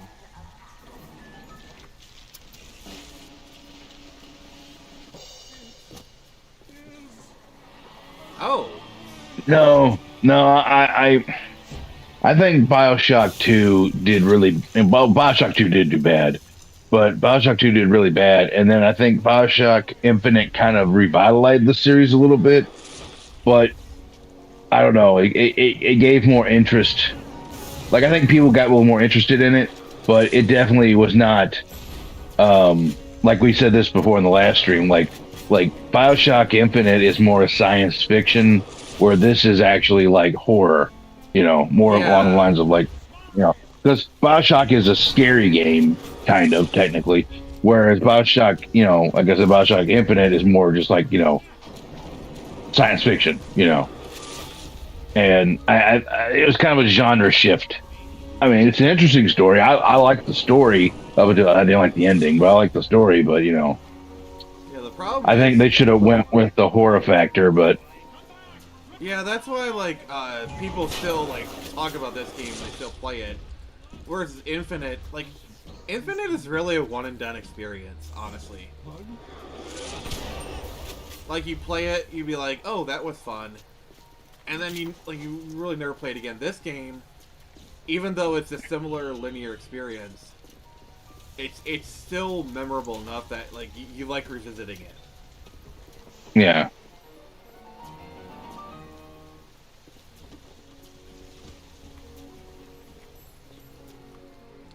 Um,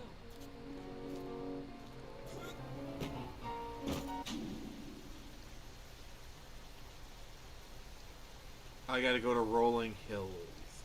Um,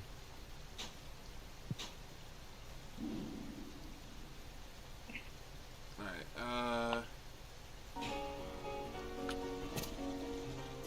but I think like the I think like the get like they were too involved in the gimmick of like where are we going to go to like the setting,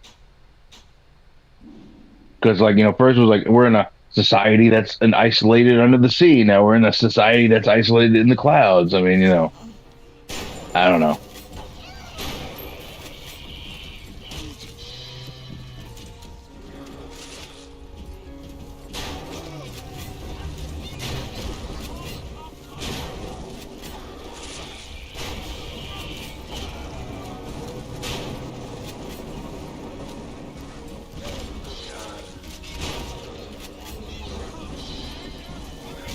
they just ram you.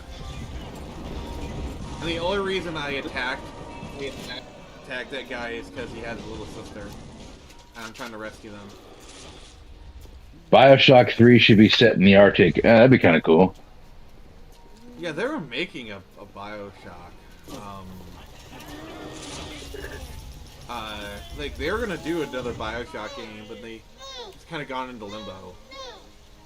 Yeah. Because the thing I realize is Ken Levine willingly shut down Rational Games because he just got tired of the grind. Thank you. Good on him. Yeah. I mean, sucks for fans of his games, but like, good on him.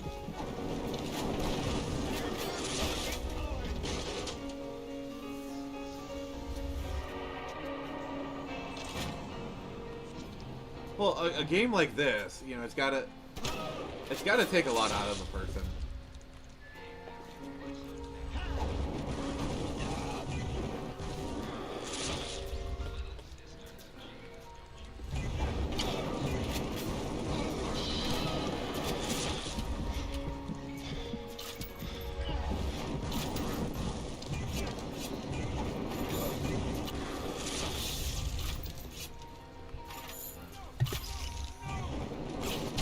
I see you are having much fun with Thomas. Oh, spoke too soon.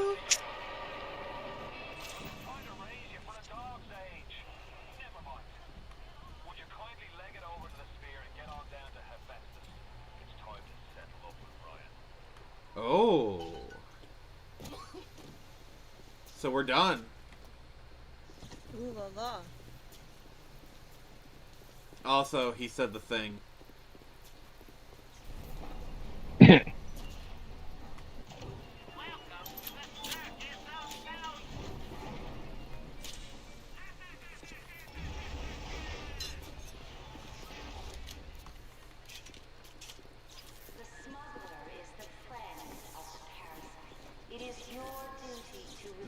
What is the what's hardcore saying?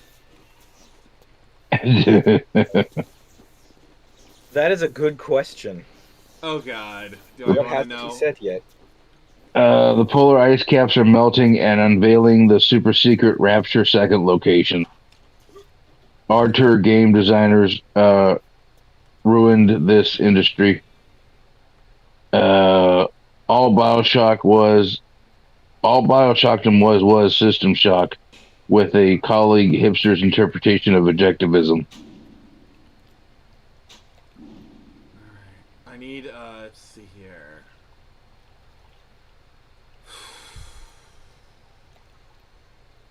Circus of Value isn't responsible for missing children or taking pigs or talking pigs.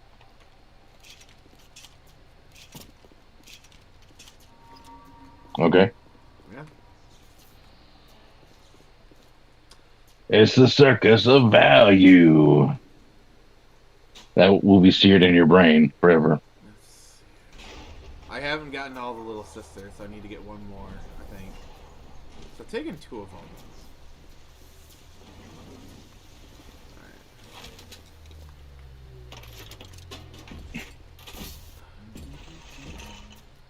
Oh, we're here.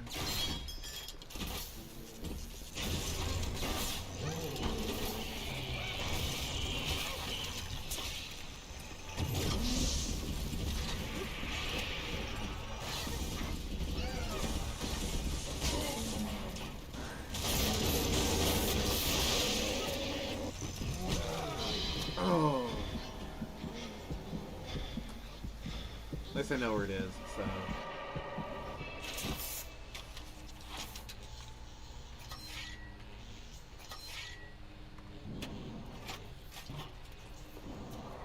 I got heat seeking. That anybody hear about the new controversy on Twitter? You have idea? even the slightest my idea how God. little that narrows it down. Lug, I like how we're thinking the same thing. That's so great.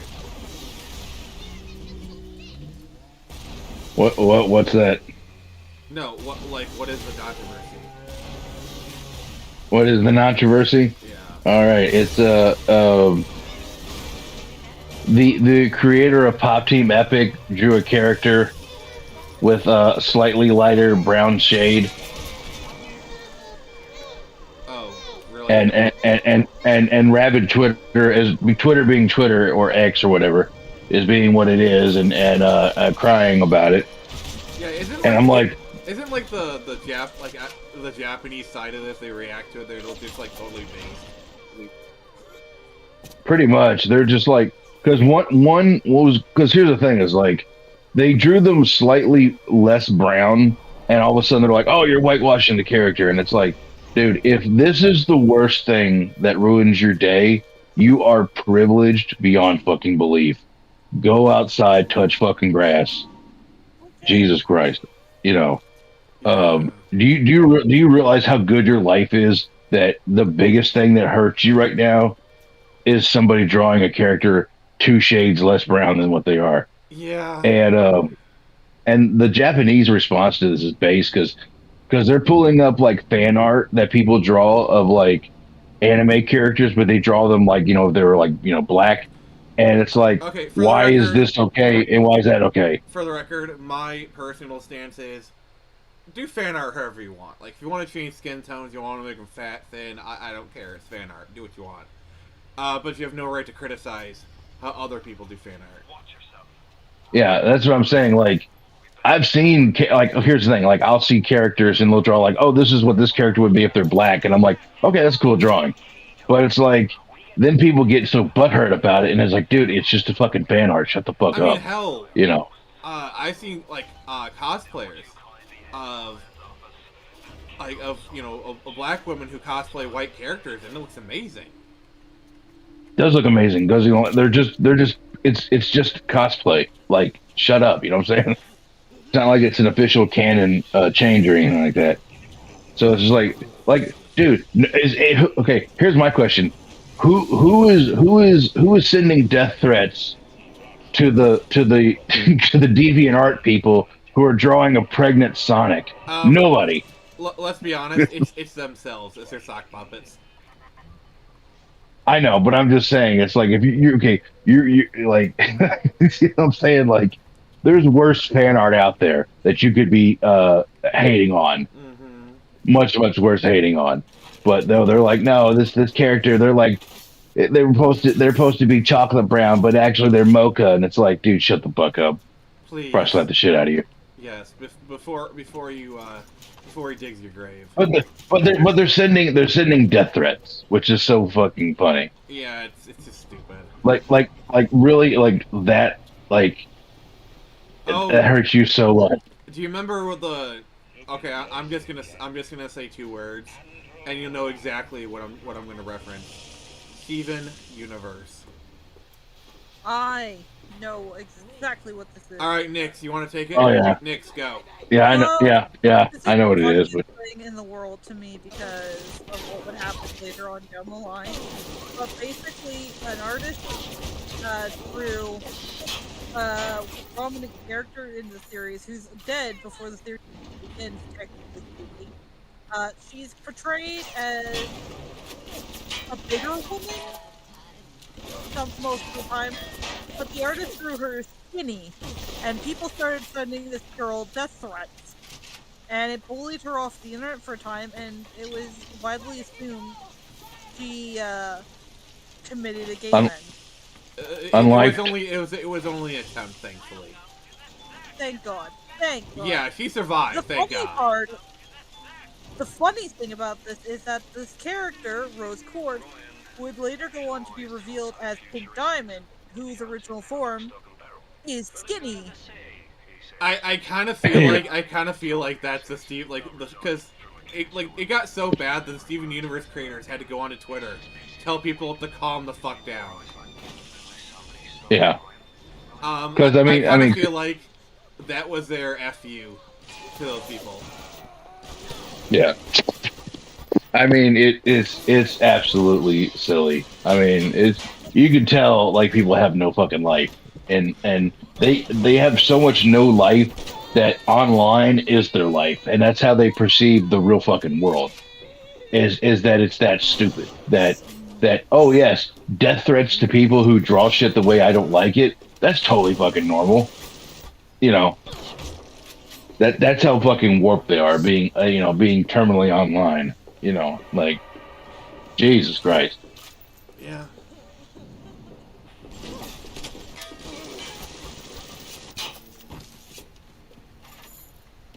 And I love the people who like who go and they quote unquote fix the art and they say, "Look, I fixed it for you." Oh God, I hate that. I freaking hate That that. that that I want to punch those people so fucking bad. Just Do you remember that one person that fixed Joseph Scott Campbell's art?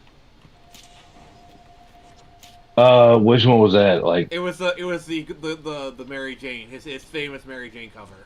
oh yeah. Where she's on the couch and she's got her huge fun bags are hanging out. Yeah, the one that every lazy cosplayer does.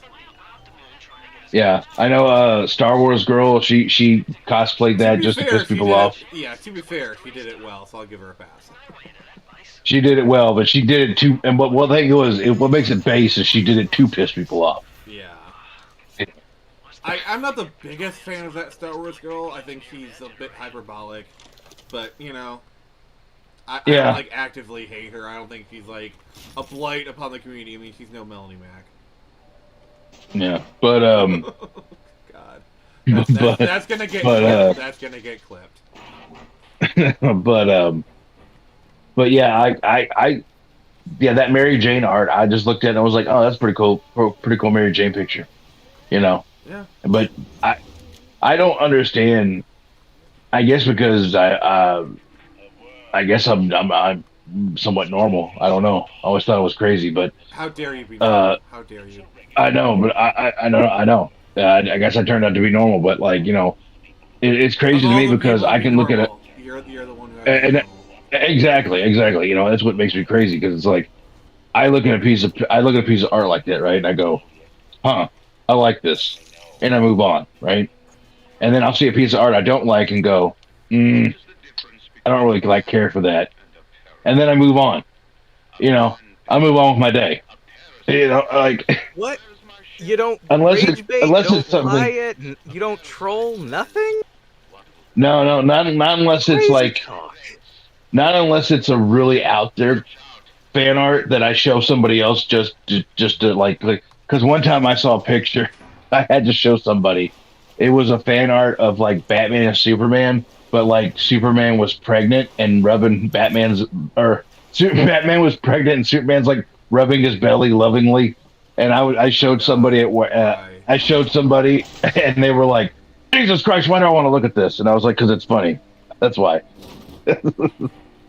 But I didn't like yeah, where's the rage bait there? Where's the where's the people screaming bloody murder over that one? You know, I mean, my God, um, it really just kills me how stupid people are. Like it's just fucking art. If you don't like it, then just fucking scroll on. Yeah, Like I can't imagine wasting that much of your fucking free time.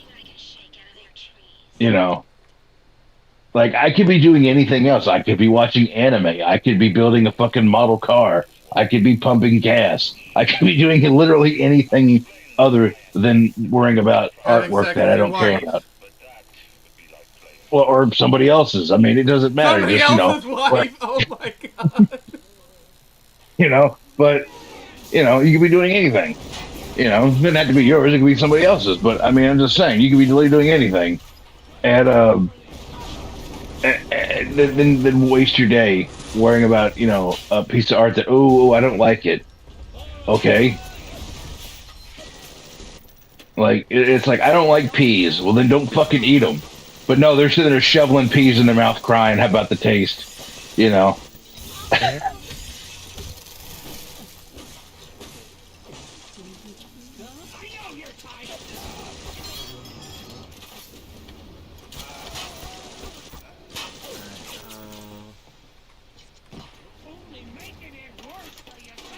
No, you're making it worse for yourself. Oh no, he's got a gun. He's got a gun. Nick has got a gun. And he can't sing worth a damn.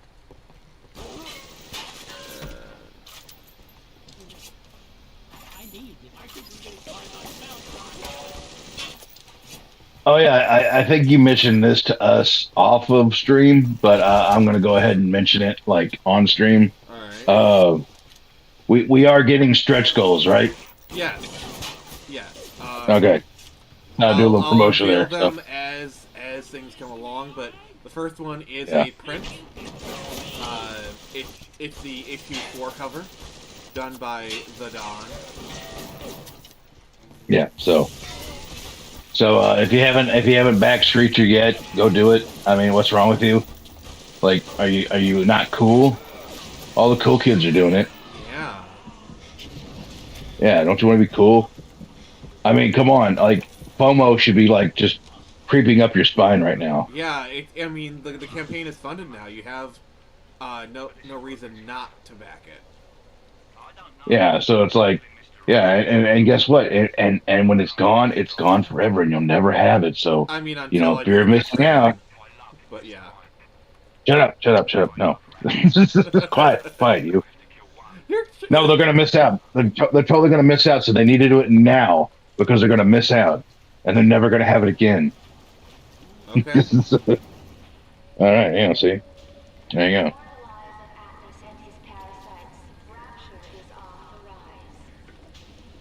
And then once they get it, that's when we go. Oh, it's on the store now on the online.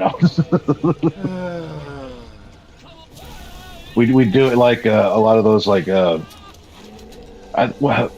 they do that sometime with like exclusive DLC or something or exclusive like Yeah, Nintendo has done that. pre-order bonuses. You get like pre-order bonuses, and then it's like, oh yeah, we're giving them out free, or oh we're you can buy them on the store. Yeah. I hate when Epic did that with Gears of War 3. They gave out Epic skins to they gave exclusives where you got your pre-order from is where you got your you got an exclusive skin. Oh, a lot of And, games did that actually. yeah. And then like I think it was like a year or two later, they were like, "Oh yeah, we're selling them on the store," and I was just like, "Oh damn it! Now I'm not gonna my Commando Dom exclusive skin is not gonna be awesome anymore because everyone's gonna have it." Yeah. I used to have that. Like that was an awesome skin. I used to play that. Um, I used to play that character just because I had that awesome skin. Um, I mean, because I wanted to show. I mean, that's literally. Because I wanted to show it off. That's literally how Fortnite operates. So. Yeah. Oh my God. Fortnite is just. Fortnite to me is like the fucking. Right now, it's like Tetsuya at the end of fucking Akira. Well, here's the thing about Fortnite is there will come a time when it's not trendy anymore, and it's not going to be a cash cow for Epic. And once Epic doesn't have the Fortnite money, like things are going to be really interesting. Yeah, because like we haven't had a good game from Epic in a long time. Yeah, what's sad is they were developing a new Unreal Tournament, and they were actually kind of like having the community develop it. It was really interesting. And then Fortnite came, like, oh, we don't care anymore. But like what was it? Like Gears of War 5. I got bored with that. Literally got bored with it, and I haven't beat it yet because I just got bored. Because it was that bad. Yeah, I could never got into Gears. I was never really an Xbox person. Yeah. Well, see, that's the thing. I love Gears. I had a whole Gears community. Like I had a bunch of like friends that I've met through Gears. It was my thing. Like that was my fucking game for the longest time. My game franchise. And yeah, Gears of War 5 was just garbage. I just stopped playing it after that. Gears of War is just I'm gonna say right now, the Gears of War fan base has become insufferable. Yeah, that's kind of me. That's kind of me with the Power Ranger fan base. Because I love Power Rangers, but yeah, I just can't interact with the wider Power Ranger fan base because they're very infantile. Yeah. Well, in Gears of War, there was a glitch called wall bouncing. Because the mechanic is it's supposed to like you can take duck and cover. Well, there was a glitch called wall bouncing where basically you could just you could go around the map like a fucking ping pong or not ping pong, but like a fucking pinball, but you could have your gun out at the same time. So basically, you were a pinball with a shotgun. So you're just going bing, bing, bing, bing, bing, bing all over the place, and you're moving really fast, but you're moving from cover to cover to cover to cover to cover to cover to cover, and you're just like when you get to somebody, you shoot them, boom, and then they fucking die. And that was a glitch. Well, eventually, it's kind of like it became like the famous Todd Howard thing, where it's like it's not a glitch, it's a feature. Yeah, there's a lot. So basically, they never patched it. Well, I'm saying they never patched it, so it wasn't really an official feature, but it was a bug that they just they never fixed, and they never fixed it in any of the games. And so now people think, oh, if I wall bounce equals skill, and I'm like, no, wall bounce is fucking trash. And there's people like, I will hear people who were never Gears fans from the beginning talk about wall bouncing like it's some kind of innovative thing, and I'm like, oh god, get out. You sound like a melee stand. Oh my god, don't you ever compare me to fucking Melee. No, but you know what I mean, right? Okay, I we'll fucking hate Smash. Smash Brothers Brawl. Oh, I hate Smash. But no. Oh you know my what I god. mean about Yeah. Because melee stands, wave dashing, all these glitches of the movement. They treat it like it's this epic high skill esport. Yeah.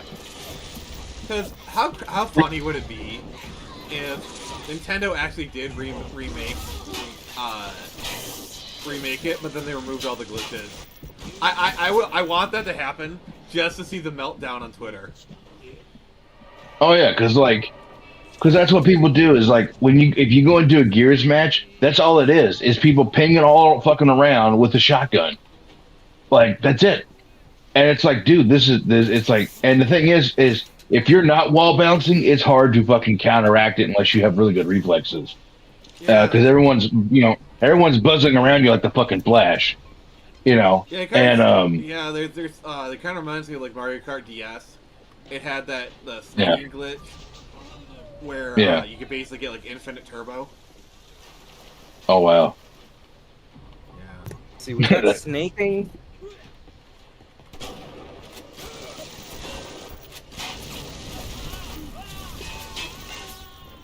Oh yeah, I totally. For some reason, I totally thought that at some point Nintendo was going to put out a DS or 3DS port of Super Smash Bros. 64. But nope, it was just Super Smash Bros. For Wii U, but different stages and that Smash Run thing. Yeah, I actually had Smash Bros. City DS. It was pretty good.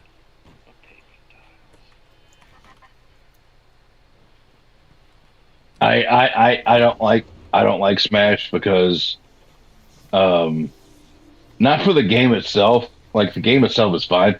I hate Smash because I hate Smash players. Yeah. The thing is, because they are insufferable. They kind of are. Because the game itself was never meant to be more of a casual party game. Yet they keep trying to Party treat it brawler. Like, yeah, they try to treat it like it's a hardcore esport. They're trying to treat it like it's a hardcore esport, and I love when you got guys who they're like, yeah, I'm into fighting games. And it's like, what's your game? Oh, I'm into Smash, and I'm like, oh, yeah, okay. Like, oh, look at you. You think you're such a big boy here. Oh my God. It's like people who are like, people who go to Evo just to play Skullgirls. Oh God. You know all about the drama with that one, right? There's been a lot of ones. Which one are you referring to? I don't know. Drama? Oh God, I love that. Which controversy you talking about? Yes, you realize how little that narrows it down? Yeah, pretty much.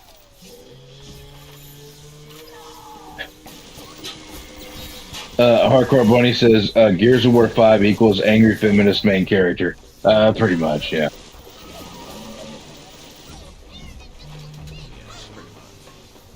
I like how they pretty much sidelined the main character because Gears of War 4 was supposed to be like the next generation, so you had Marcus Phoenix's son, and then he gets basically just fucking swept away in the next one. Like he doesn't even fucking exist. I'm like, okay. Because I was like, okay, it's going to be his story from now on. So it's like, no. And then Hardcore Bunny Indiana says, Jones 4 has that in common, doesn't it? Yeah, I'm just so sick of these. The same thing happened. Fourth entry in both of these franchises did the same oddly specific thing.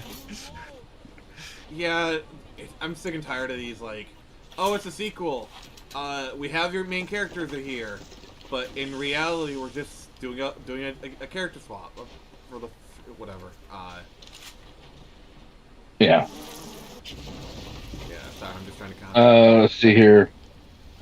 Melee equals Rarely glitches. does that work anymore. Like it was nice. It was controversial, but neat, I guess. And like Metal Gear Solid 2 and Devil May Cry 4. But yeah, most of the time this happens, it's just obnoxious and just reeks of insecurity. Yeah.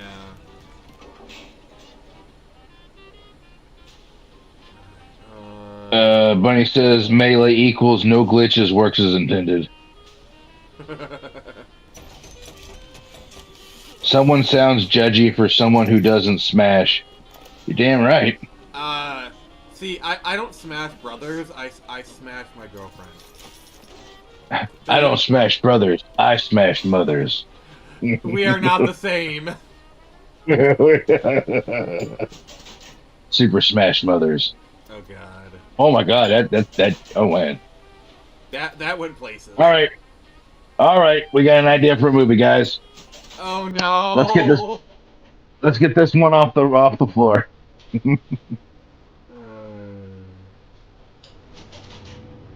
New comic idea. Dear God.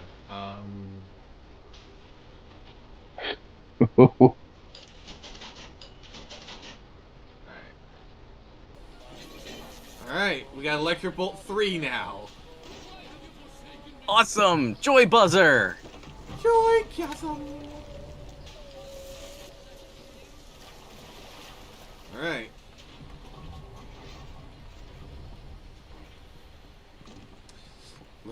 Look at my art. Look at what I have done. It's like a child scribbles. Don't judge me. Of course, Super Smash Brothers also sounds like something that sounds like a comic that Tyler Carpenter would make. Oh god, you made it gay.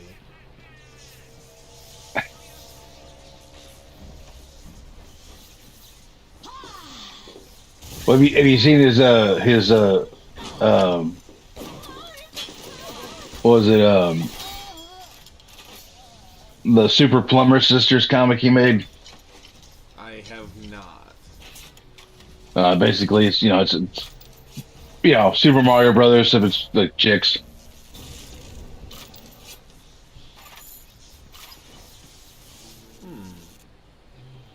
But yeah, that's what I'm saying. It sounds like something he would make. He's the one that did the girl with the mega fists Oh. comic. Oh, fuck that Yeah. guy. Fuck that guy. We're not talking Yeah. about him. No, we're not talking about him. No, he's a piece of shit. Okay.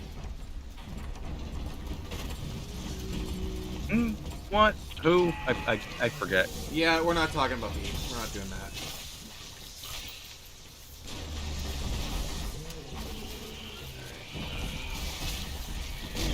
That'd be a conversation for later. If I feel like it.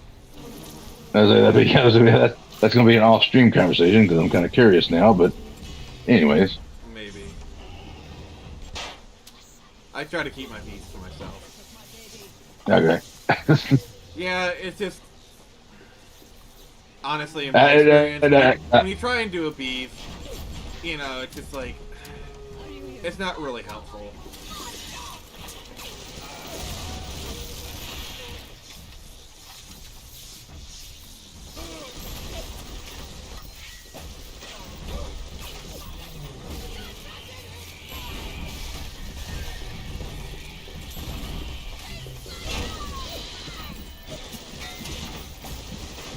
And end up like Tupac.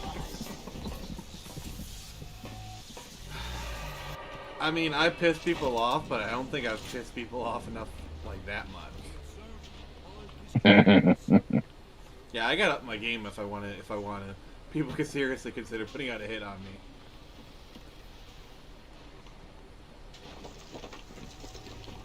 Yeah, wouldn't be the first person. Oh, yeah, indeed.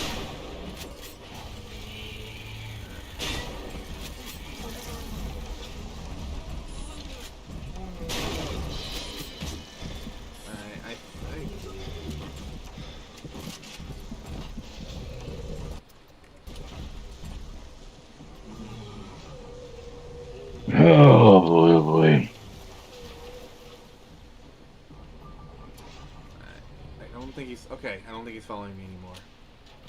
All right, we're good.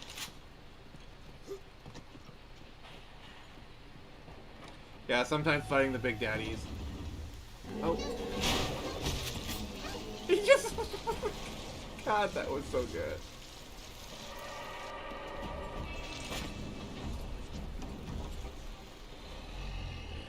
He's just looking around. He's not pissed yet, so we're good. That's not the one I need to kill anyway. He's not pissed. Not yet, anyway.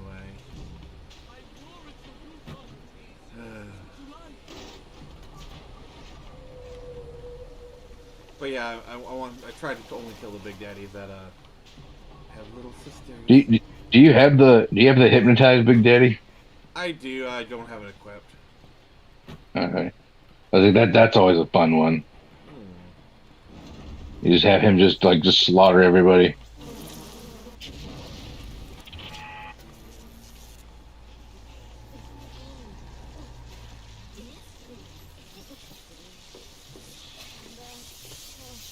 Yeah, you have that one that makes them a target of like cameras and stuff, right? Yeah, I have that equipped. Okay, I'll say if there's a camera nearby, yeah, hit Big Daddy with it, and then he'll get he'll get all those cameras and shit on him, or all those drones and stuff will come out and start hitting him. Good way to weaken him up.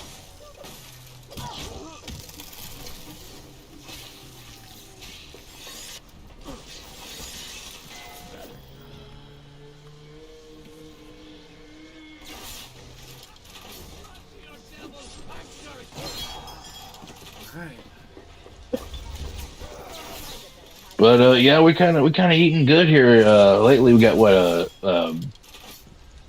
Soul Reaver 1 and 2 remake coming out. We got the Dragon Warrior 3 remake coming out. We got the Lunar remakes coming out. Okay, but how censored are they? The what? Lunar one? I'm not sure. Don't know. We just got the release, but I'm hoping they're just the ports. Like they're not actual,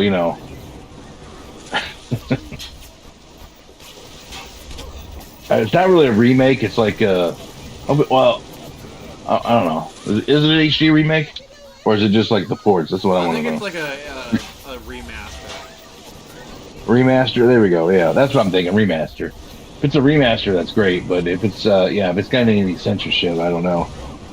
We'll have to see when it comes out, I guess. Or as we get closer to the release, somebody will find something out. Because there was that one little bit of censorship they did for the Chrono Cross for the Switch. Honestly, it wasn't really that big of a thing, I don't think. Okay, so there's one character in there. She's like a little girl, but she's got a dress on. And like at some angles during battle, you can see she has like you can see her underwear. Yeah. But it's like that. But it's not really anything. But then in the remake, they gave her like bloomers. Yeah, I'm not gonna like. But I'm just like I didn't really care because when I first played it, I never was like ooh, I was just like okay, like yeah, that's definitely it never clicked. It never clicked for me, so I was just like, okay. Until they brought it up in the remake, I was just like, oh, okay. But that's to me is like it's just the smallest of censorships, but I think it's dumb. I was like, okay, just the original game is fine. You can play it on PlayStation Network, can't you? Yeah. I'm hyped for the Suikoden remake 1 and 2. Oh yeah, they're coming out with those too, aren't they? Yeah, they finally announced the release date. It's early next year. Oh, well, that's great. I have to get those too. I've never really played those. I always wanted to. I've heard they're really good. I played 2 a little bit. It was pretty good. Yeah, so RPG enthusiasts are eating good lately. Yeah. I'm happy that we're getting a Soul Reaver 1 and 2 remake or remaster, but I hope this leads to like a final sequel to the actual story, because Crystal Dynamics was ate up by like fucking Square Enix, and Square Enix did nothing with the franchise. They just sat on it. Yeah, well, and fans Crystal Dynamics is part of under the Embracer group now. Yeah. So, but the thing is, like now we're actually starting to get more things. Like there's a graphic novel that was just kickstarted.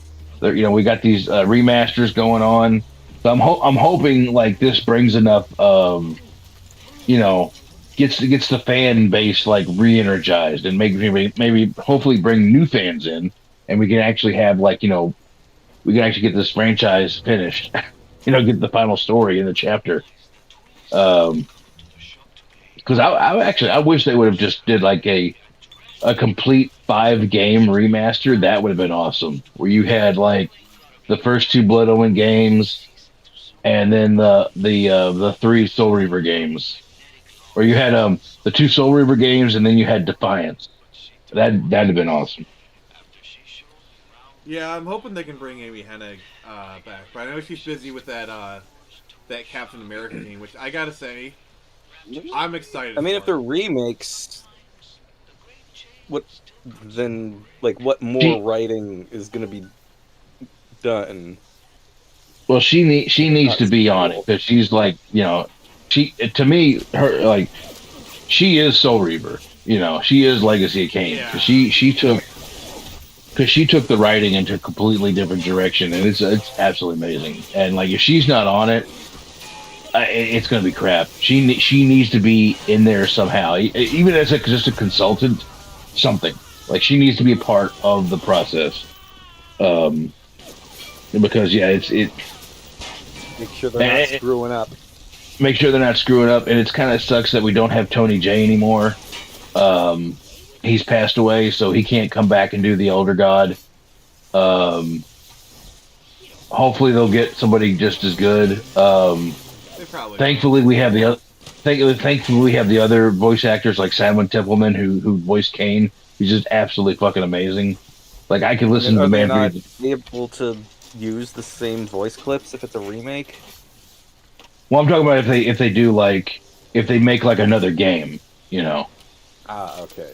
If they make like a Yeah, because like what I thought was so cool about something like the Medieval remake is they brought back the uncompressed voice clips that were recorded for the PS1 original. Nice. Oh, really? Yeah, the same voice acting was brought back. They added a little extra, but yeah, they brought back the uncompressed voice files made for the original game.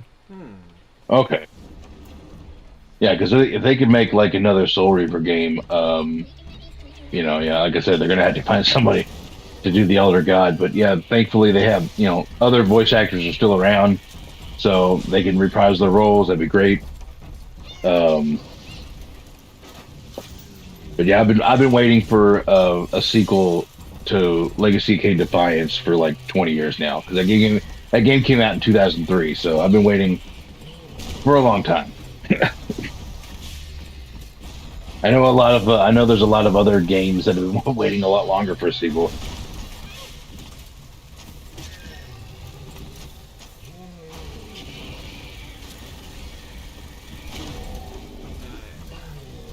But yeah, I could listen to Simon Templeman. I could listen to him read the fucking phone book. Like it's so fucking good. Yeah. So what do you think of that Marvel game that Amy Hennig's doing? What Marvel game? The Captain America in World War II with Black Panther.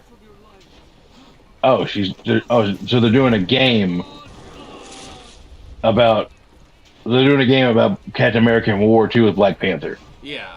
Huh. Yeah. And Amy Hennig is doing the writing. Yeah, they had a whole cinematic trailer for it. I have not seen that. I'm going to have to look that up. Because if she's on board, that actually sounds pretty damn dope. I might have to look at that up. Yeah. Yeah, that's so oddly specific. That definitely sounds interesting.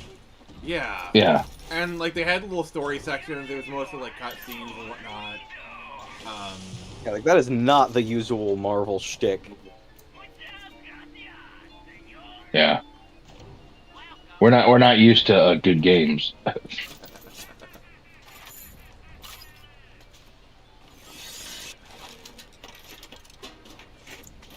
Don't you love that when you're just disappointed all the time, and then they actually come out with a fucking good game, and you can't believe it? Man, how gaming has just changed. Yeah.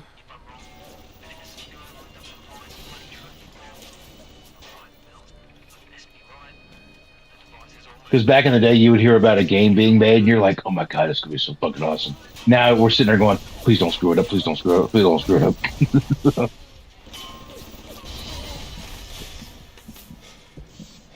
Yeah, like announcing microtransactions and pre-order bonuses before we get a trailer.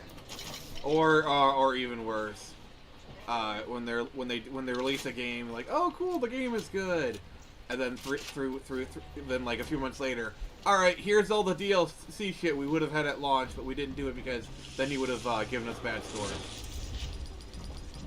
Well, if it's a few Yeah. months later, doesn't that make sense? Well, no, because they market the game as being DLC free. Like they did that with Crash Team Racing. Oh, and the DLC is already on the disc. You're just buying to unlock it. Thanks, Capcom. Yeah, that pissed me off really bad. I was just like, "Sir, it's on the disc." Yeah.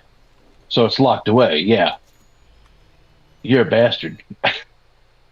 You're paying to unlock the rest of the game. Yeah. Oh, hey, Nix. I think.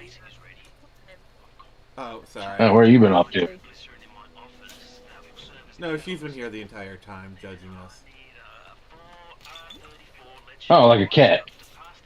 Actually, I didn't have anything to say, so I went looking online for something that I was posting to Twitter, and I found out about this amazing little doujin called, what is it called? How to Be Jotaro. And it is amazing. If you like part 3, this is literally part 3, but Jotaro's a mute chibi. Not a little kid, just tiny Jotaro with a big head. It's adorable. It's so funny. It's a 10 out of 10 for me. And they have one for Dio too. I haven't read it yet, but I'm going to. Alright,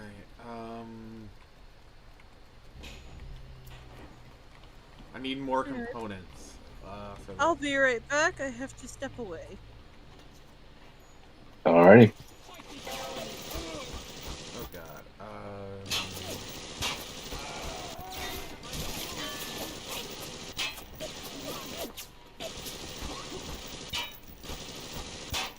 Stay still, bitch. I'm trying to kill you.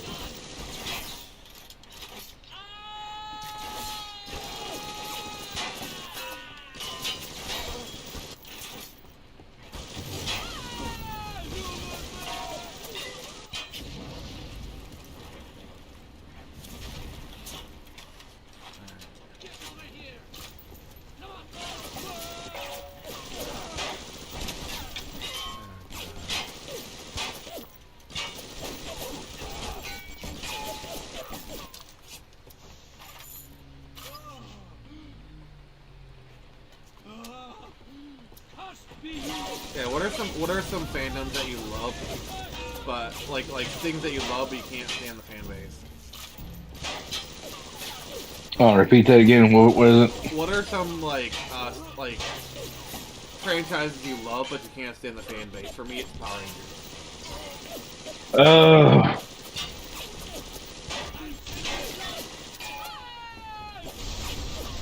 Most anime. Really? Yeah. There are just some anime. Well, not most, but like there's just some groups that are just like, yeah, you need to just shut the fuck up. Yeah. Yeah, the thing with Because you're just insufferable. Yeah, the thing with anime is it's really dependent on the franchise itself. Like some anime has better fan base than others. Oh yeah, most definitely, most definitely. Like it's gotten better. Excuse me, I'm gonna say the non-Japanese fans. That's just to be specific, because like I remember when let's see, what was it when My Hero Academia came out, Oh my god, that fan base was toxic as fuck. Like Jesus Christ, it's calmed down now, but it's still there's still some like shitty parts of it. But yeah, like when that show came out, my god, it was just like you do not want to be on any kind of online discourse because it was just like there was all assholes everywhere. Same thing with again, this is more of like I guess newer anime because there's always been assholes in fan bases, but like for some reason the newer anime we got more insufferable fans for some reason. I don't know, but um, I know with Demon Slayer that had a big, huge, toxic fan base. Um, you know, um, like it was just trash. One of my favorite videos is from like Long Beach. I think it's like Long Beach Kofi or something. I can't remember his fucking YouTube channel name, but he basically was doing a uh he was doing basically an impression of every fan base in anime. Oh god. Yeah, it was just funny because you had like it said like the Naruto fan base, and the Naruto fan base was just basically walking around going, "Naruto is the greatest motherfucking anime of all time. Fight me, motherfucker! Fight me, motherfucker!" Like, and then it was like the um, the Hunter x Hunter fan base. They're just sitting there. I don't know, man. We just chilling because they get like a new chapter every like 2 years, and then you got the Code Geass fan base, and there's a guy he's got a fucking wig on with a side part, and he's got like a glass of wine. He's like, acting like it's a show for like really smart people, sophisticated. Okay. What was the one he did for Evangelion fans? I didn't do Evangelion, but he did. No, I didn't do. Yeah, it was like mostly modern anime. Um, he did like One Piece fans, but but the One Piece fans was funny because the One Piece fan was sitting there with all the merch, dressed like Luffy, got a straw hat, watching One Piece, and he's like, you hear somebody in the background. You hear somebody in the background going, "What are you doing? Watching One Piece? One Piece is ass. It's too long." And he's like, and the guy just looks at the camera and goes, "Bye." Like, like we're just gonna do our own thing, you know. Funny you mentioned that. Did I tell Yeah. any of you I finally actually took the plunge and started One Piece a few days ago? Oh yeah. Congratulations. You mentioned that, yeah. Congratulations. Welcome aboard, brother. Yeah, I saw. I remember I recently stumbled across some kind of video on YouTube where the point basically boiled down to it's going to be a massive pop culture moment when we finally find out what the One Piece actually looks like, and there are going to be you bet there are going to be trolls coming out of the woodwork ready to spoil it for everyone the minute they can. So catch up while you can. It's going to happen in like 5 years or so. Get ready. Yeah. Well, it's actually it like the story is actually closing up. Like it's still going to be a while, but we're definitely like heading towards the end of the story because they've already. I think I heard Oda said that that it's on the last arc now, and it should be finished in about 5 years. Finished in 5 years. God. Yeah. So it is coming. Like we're definitely getting that stretch now. But well, there's a lot of stuff that's still not like. Or I've actually found a DVD collection. I think it was like volume 34 or something, and I just look at the back. I'm like, what the heck is going on? This is some crazy stuff I have to look forward to. I recognize some of this. This is gonna be wild. Oh yeah, it's great, and that's the thing is like the thing about One Piece is like you're like, okay, this is cool, fun, We're having a fun adventure, and then it gut punches you in the stomach with the feels. Oh yeah, I heard. And you heard that and basically you the will be crying iconic, like a bitch. Yeah, I hear that like the iconic "Help Me" scene is pretty much what cemented it for a bunch of people from just being like, "Oh, this is pretty cool," to "This is a masterpiece." Yeah. But yeah, it's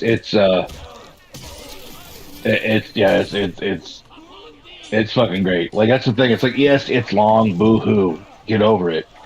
Shit. But if you like the thing, you don't have to, like. Here's the thing: is like you don't have to binge it all in a month. That's what I don't understand. Like, watch one episode a day. I don't know. Watch 2 episodes a day. Shit. Like, get caught up when you can. Well, get caught up at your pace. Basically, that's what I'm saying. Like, like just think about it. You'll have a new episode ready for you every single day. Yeah. I'm trying to think. Yeah, What was like the other? 5 episodes a day or so, somewhere around 5 episodes a day, and you should have it done in roughly a year, or at least caught up. Yeah, I you mean, should 5 be. Yeah, episodes because a day is not that much. no, honestly, it isn't. We're actually at, like, I think 1,122. Oh my fucking god. That's not a joke. That's actually what the episode count is.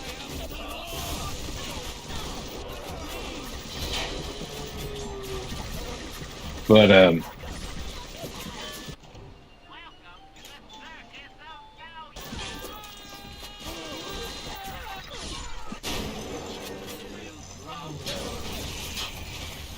Also, I find it funny. I know what Gear 4 and Gear 5 are, but I have no idea what 1, 2, and 3 are. well, there's no Gear 1. There's Gear 2 and Gear 3. Oh, huh. Yeah, Gear 1 is basically just base. But yeah, if you've been on the internet, you'll know what the other gears are because people like fucking spoiling the shit. I don't know why, but they do. Like that's one thing I don't like right now about the One Piece fan base is like they will get on Twitter and just shout out fucking manga spoilers, and it's like, dude, calm the fuck down. We're not there yet, okay? Anime only people have not got there yet. Please be respectful. There's the Netflix fans. And then there's going to be even more fans with the One Piece anime remake coming up. Man, Oda's busy.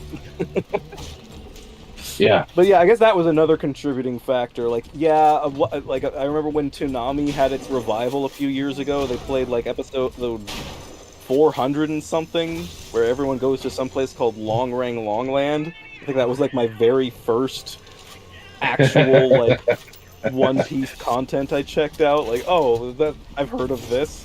Toonami's coming back. All right, let's take a look and see whatever this is. And yeah, I guess it's a filler episode or something. I don't know why they didn't start with just episode 1, just 400 something. But okay, that's me. And then like a few more years later, I found the first omnibus at my library. I read that. I liked that. And then finally the Netflix show came up. I checked that. I was like, you know what? I really do like this. This is actually pretty neat so far. And now I'm finally on the actual on the anime. But yeah, like seeing the Netflix show probably wasn't Oda's intention, but honestly, in fact, it seems like he was trying to do almost the opposite. But for me personally, Luffy is probably the most relatable character I have ever seen in any work of fiction ever. Really? Goblin Slayer is a close second. Wow. Oh, shit, really?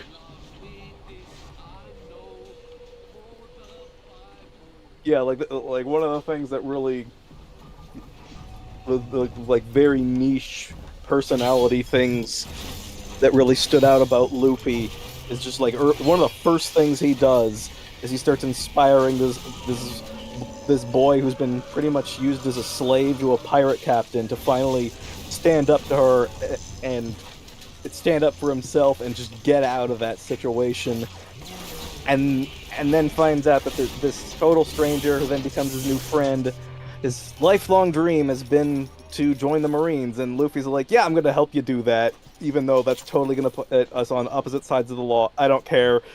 It's more important to me that someone gets to achieve their dreams, even if it puts me at a disadvantage somehow. Like, I totally feel that. That is absolutely I've been in that kind of situation before. Yeah. I Honestly, mean, not like, exactly with like opposite sides of the law, but like same basic principle there. Where like, yeah, I'll definitely help you, even if even if this will make things more difficult for me and give me more competition or something. Like, yeah, that's totally me. I would much rather help people achieve their dreams than just be selfish like that. yeah, and I know it's like super corny, but like I've always loved that type of anime protagonist.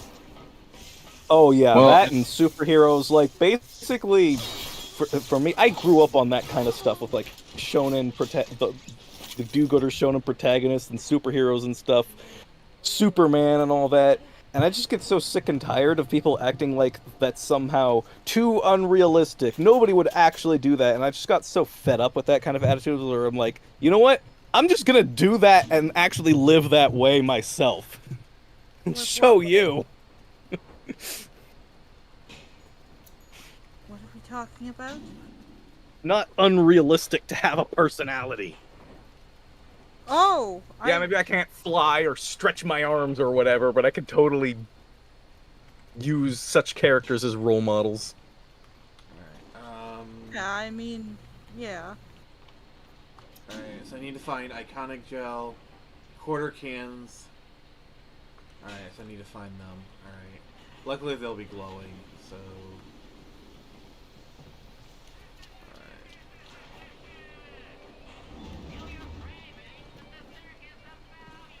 God, I hate that. Why does that sound like Ned Flanders? Idly ho.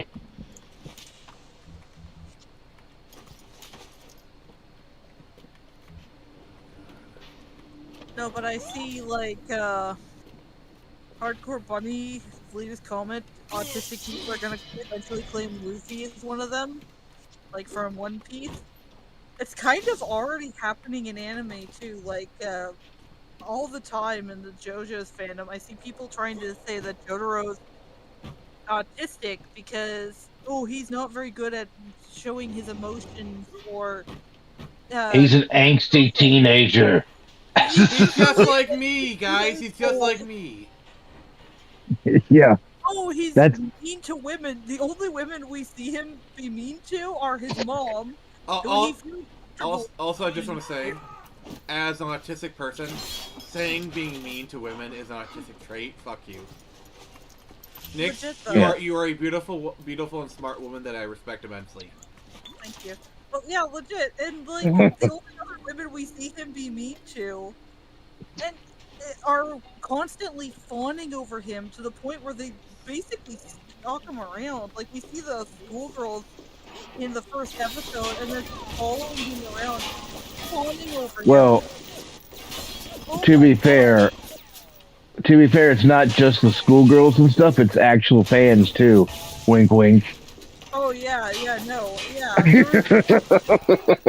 Because don't act like you don't fawn over them. Yeah, I do. But like, that's half my post on Twitter is Nick sharing Jotaro stuff. Yeah, but I feel like Nick does it in like a healthy manner. Oh no, I'm just teasing. Yeah. Fair enough. I don't care though when you see actual adult women in the show fawning over Jotaro. I'm like, bam, you know he's 17, right? Well, my thing has always been,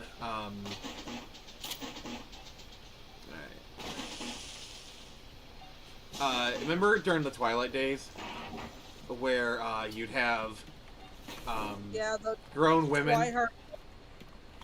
Poor Jacob, or not Jacob, poor Taylor Lautner. Oh God, kid. yeah, 40-year-old women obsessing over like kind of thing. Oh yeah.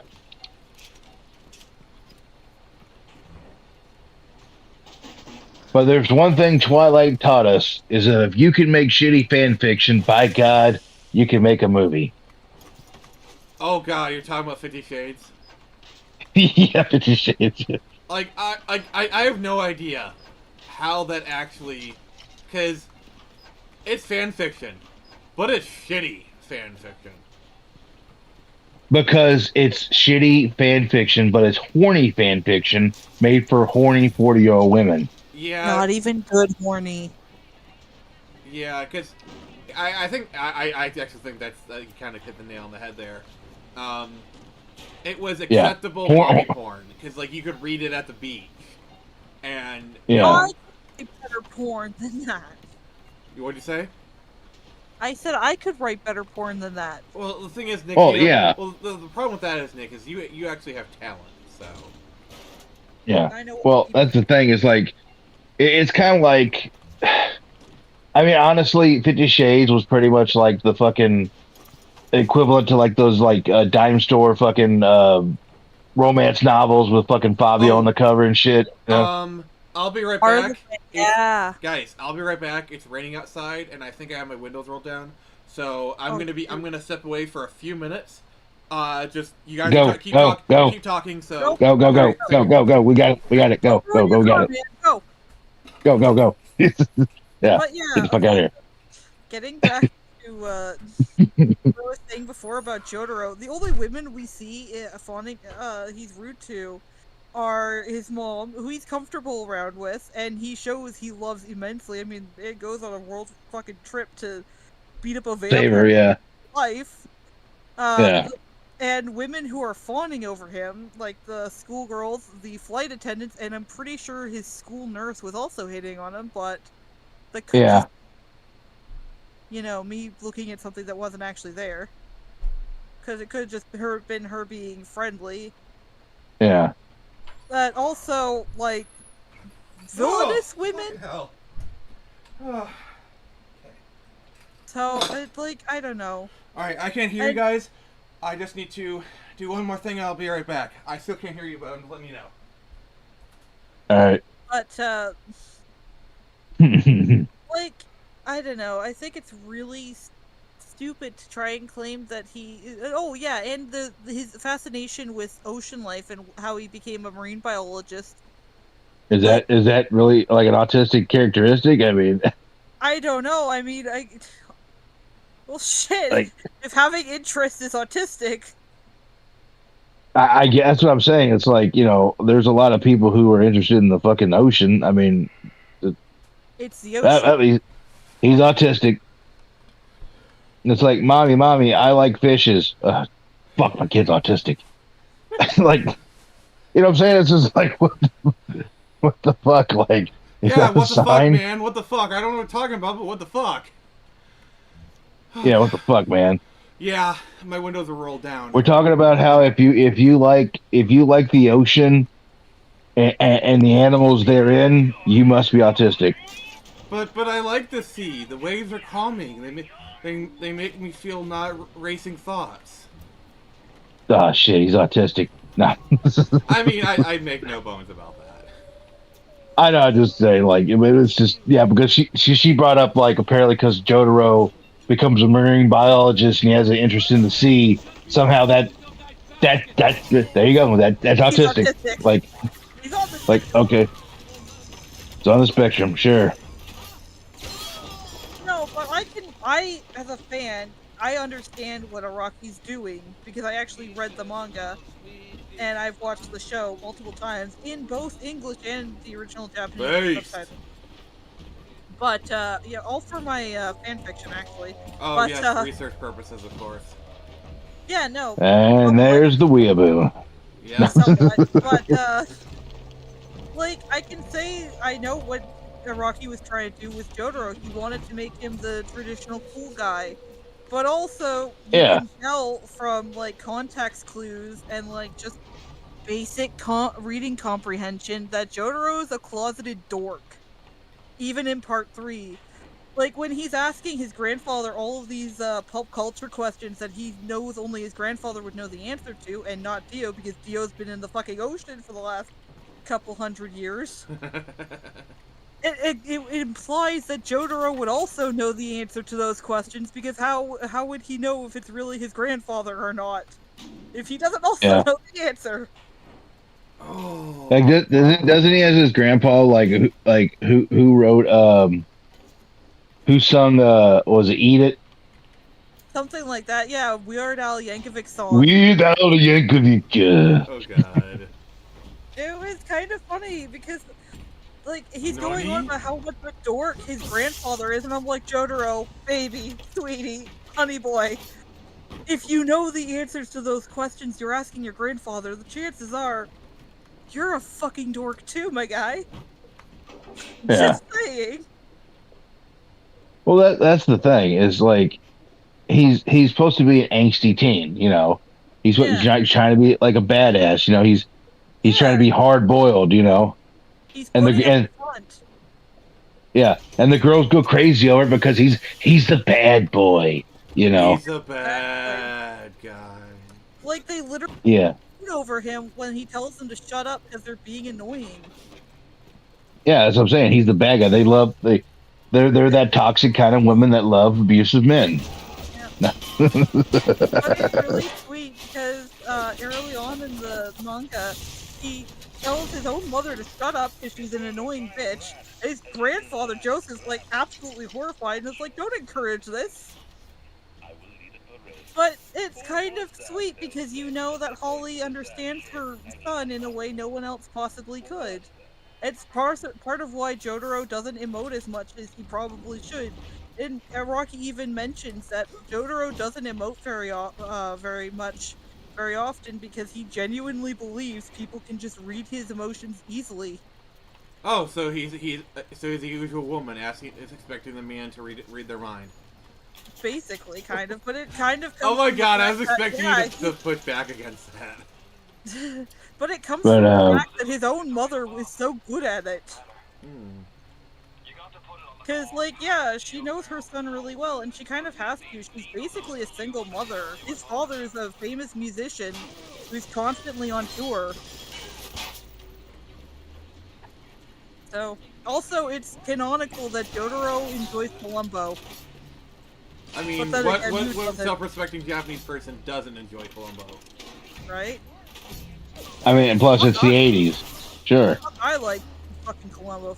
I never really got into it, to be honest. Heresy. It's my stream. I decide what's heresy.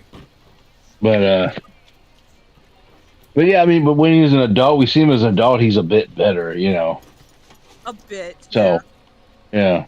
It's really cute though. Like, even as an adult, some of his Jotaroisms still exist in some way or another. Like, Yeah.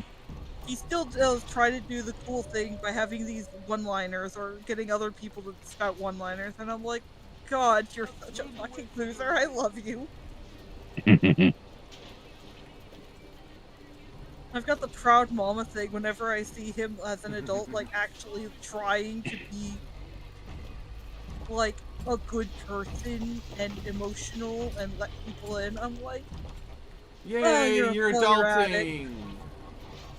He's failing at it, but he's trying. Like, there's this really sweet moment in part 6 where he tells his daughter Jolene, who he's essentially been estranged for most of her life, essentially playing the role of an absentee father for her own protection. And he tells her that she's like the most important thing in his world, that he cherishes her.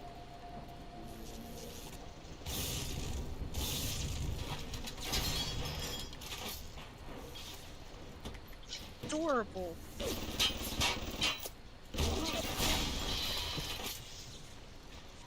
I don't know, I see a lot of nuance to Jotaro that a lot of fans don't really seem to pick up on, because they'd rather just, oh, Jotaro's gay, or oh, he secretly fucks dolphins, or oh, he's autistic, and it's like, no, he's a complex, nuanced character, and you guys are just really fucking stupid.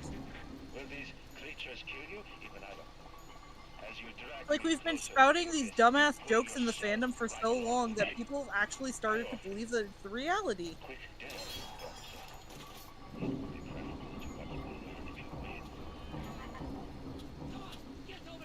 Like, I've actually seen people try to cope with this idea that Jotaro's secretly gay and his wife is actually just his beard. His wife is his beard? That's what you call, for, like, closeted gay men, or women who have a, different sex partner. It's their beard. Sort of like their camouflage. But if that was the case, I feel like Araki would come out and say at some point that that was the intention. Like, subtlety is not one of Araki's strong suits. I'm sorry to say. At least not all the time.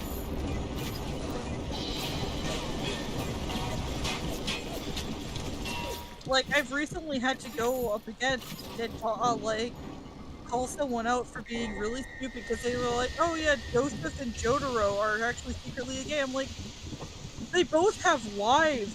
Joseph cheated on his wife with another woman. It doesn't get any straighter than that, unfortunately.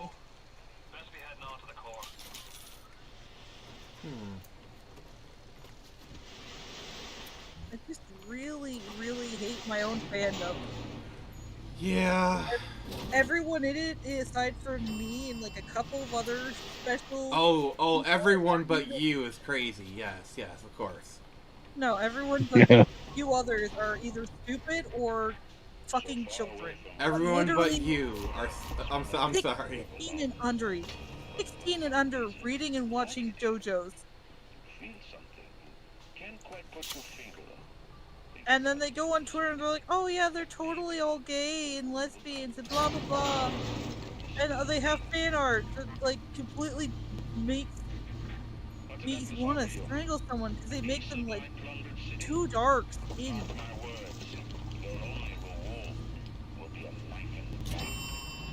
They give, I don't know why, but everyone loves to give Jotaro this like really dark tan and be like, "Oh, it's because he's Japanese." And I'm like, well, one, that's really racist, especially when we've seen in like official coloring that he's fairly pale. And two, he's only half Japanese. He's actually like a mismatch of Japanese, Italian, and British. No matter how much old man Joseph likes to claim he's American, he was born in Britain to two British people.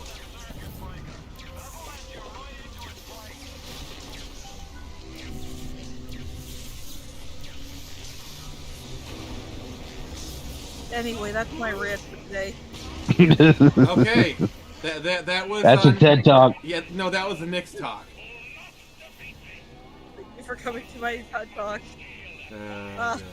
I'll be here all week. Actually, no, not all week. Tomorrow I have Thanksgiving. Oh yeah, Canadian Thanksgiving. Well, it's yeah. on Monday, but Oh, it's that way I keep seeing people mentioning Thanksgiving. My family has it all together on Saturday usually, but because my aunt and younger cousin are going to Montreal for a concert, I don't know what concert it was. I didn't care to ask, and they've only just gotten home today. We're having it tomorrow. So what do you do? Roast a goose and eat poutine? No poutine. Nick's Hardcore Bunny says Nick's living up to her gender stereotype, talking about anime. Is that a gender stereotype? I don't see a whole lot of women talking about anime. I mean, there are a lot of female anime fans, but I don't Sure. consider it a gender stereotype. Yeah, I have no idea what you're talking about there. Chunk of the female fans in JoJo's are just there because the hot gay dude porn. That's all. No, the Yaoi fan base. Crazy Yaoi fangirl. I don't consider them to be real fans.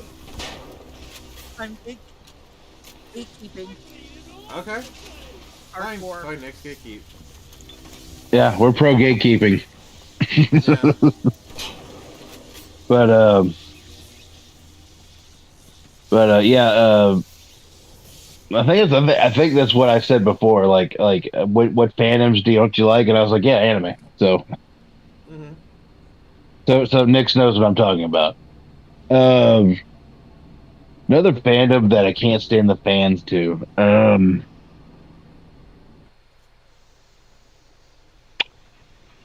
Batman. Oh yeah. Okay, explain please. Batman beats up poor people. Batman, And Batman beats up understood. poor people. Batman can beat up Superman just because he's got a kryptonite batarang. Batman, well, yeah, if he has a kryptonite batarang. Batman can do this. Batman can do that. Batman, Batman, Batman, Batman, Batman. You know, Okay, and it's just as a Batman fan, I do I enjoy. like Batman. I like Batman I just because want he to say that. does punch above his weight. Yes, Batman can be Superman because of the kryptonite ring and that stuff by planning. But I think the fans take it too far. Batman can beat anyone prep time. No, not really. No, not at all. I love That's actually one of my favorite videos, by the way. what. Batman. You ever seen that? It's like from Solid JJ. It's talking about prep time. So it's like the Justice League are talking, and then like Superman comes in. He's like, "What are you guys talking about?" And he's like, "Oh, just Batman saying he could beat up anybody with prep time." And Superman goes, "Yeah, because that's not obnoxious at all." And he's like, "So okay," he goes, "I'm just saying, like with the resources I have, there's no fight I can't win." He's like, "Okay, well, what if I?" He goes, "Okay, well, what about me? What if I gave you prep time? How would you beat me?" And he's like, "Well, let's see here. Let's see. Right off the top of my head, I would, I would carve a, he goes, I would lead you into a building, and then you would find out that it was made entirely of kryptonite, and then I would win without a fight." And he's like, "Wait, so your plan is to carve an entire fucking building out of a meteorite?" Yeah, what's so wrong with that? He's like, "No, okay." He goes, "All right, well, what if I'm going to come at you right now?" And he's like, "Well, I mean, you wouldn't, but no, but I know. What if I come at you right now?" And he's like, "Well, I mean, I don't know. I mean, well, he's like, it doesn't matter because I'd have 15 seconds." He goes, "What am I getting? I gave you 15 seconds. Oh, What here would we you go. do?" And he's like, "Well, Guys, shut the fuck up. It's a moment. all right. It's the moment. Oh, it's the moment."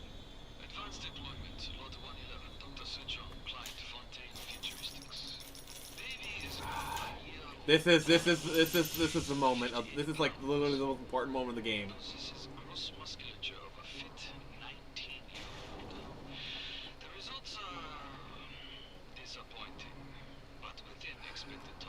So Caster, would you like to explain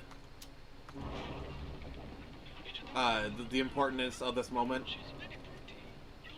Yeah, because you find out that basically you've been doing everything.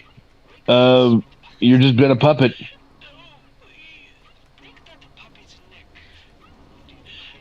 You were actually born here, and you've been brainwashed and conditioned to where you will listen to anybody's command if they tell you, "Would you kindly?" The assassin has overcome my final defense, and now he's come to murder me. In the end, This is kind of like the twist of the game. Also, you're Andrew Ryan's son. Yeah. power? No. A man chooses. A man chooses, a slave obeys. Slave obeys. You think you have memories. A farm. A family. An airplane. A crash. And then this place. Was there really a family? Did that airplane crash? Or was it hijacked? Forced down. Forced down by something less than a man. Something bred to sleepwalk through life until they are activated by a simple phrase spoken by their kindly master. Was a man sent to kill? Or a slave? A man chooses. A slave obeys. Gotta hand it to Andrew Ryan. At least he, this moment is really, really crazy. He can make some very pretty speeches. Yeah. Stop. I could make a topical joke, but I will not. Would you kindly? Powerful phrase. Familiar phrase. Would you kindly? Would you kindly get this? Would you kindly find that? Would you kindly find that? Would you kindly find? Would you kindly get this? Would you kindly head to Ryan's office and kill the son of a bitch? Sit, would you kindly? Stand, would you kindly? Run. Stop. Turn. A man chooses. A slave obeys.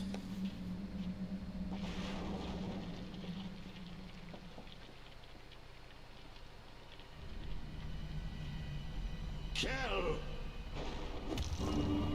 I love how you can't eat you don't even have any like. A man chooses. I love how you can't even you have no control over this moment. It's just perfect. A slave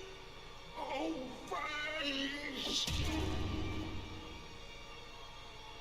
Oh, look at that golf club.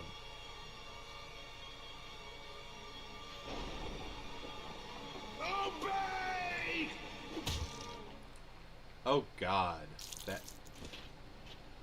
This is why Nyx didn't. Alrighty. This is why Nyx didn't let them.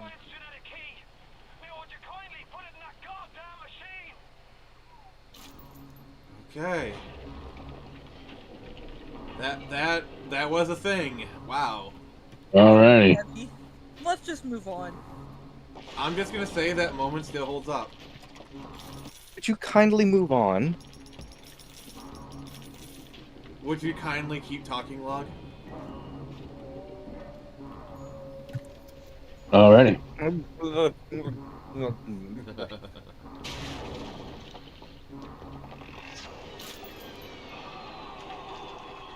But yeah, anyways, so he's like, what are you gonna do if I come at you? I give you 15 seconds, Batman, prep time or whatever. What you gonna do? And he's like, well, then I would just use that 15 seconds to prep. I'd have prep time. So he's like, so you'd have prep time for your prep time. And he's like, look, Batman, look, you can lose, okay? It's okay to lose. I lose sometimes, it's just, he's like, Batman never loses. I don't know. And for me, it's great when he does punch those low cracks. Like that moment from Superman Batman Apocalypse where he does what Superman or Wonder Woman can't, get Darkseid to stand down. Just through sheer force of will. Like that to me is like the quintessential Batman moment.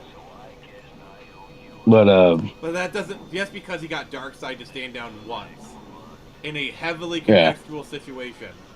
It's a great moment. Doesn't happen very often. Yeah. But so he says I know this might be a little dark, but he goes, you can't. He goes, you of all people should know that you can't prepare for everything, right? That bad thing. If someone really wanted to hurt you, they would do it. And he's like, so I don't want to get too dark, but what if your parents? What about your parents? What if they had prep time? And then it just kind of like gets silent, and everyone's just like, wow, that's kind of dark, Clark. I mean, And then as far he's as like, that's concerned, well, they touch upon that in Batman Begins. Well, the joke is, he's like, oh, look, I'm sorry, Bruce. And he's like, they would have wore Kevlar. Oh, it's this scene. See, this is the result of me helping all the little sisters. Yeah. See, this this is a good ending. Yeah, they actually help you out. Yeah. But wait, I rescued them because the bad ending is they lure you into a trap. Did I just get lured into the trap?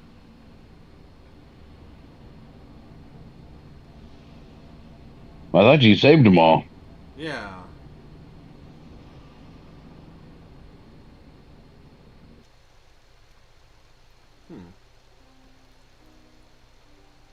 Welcome back, child.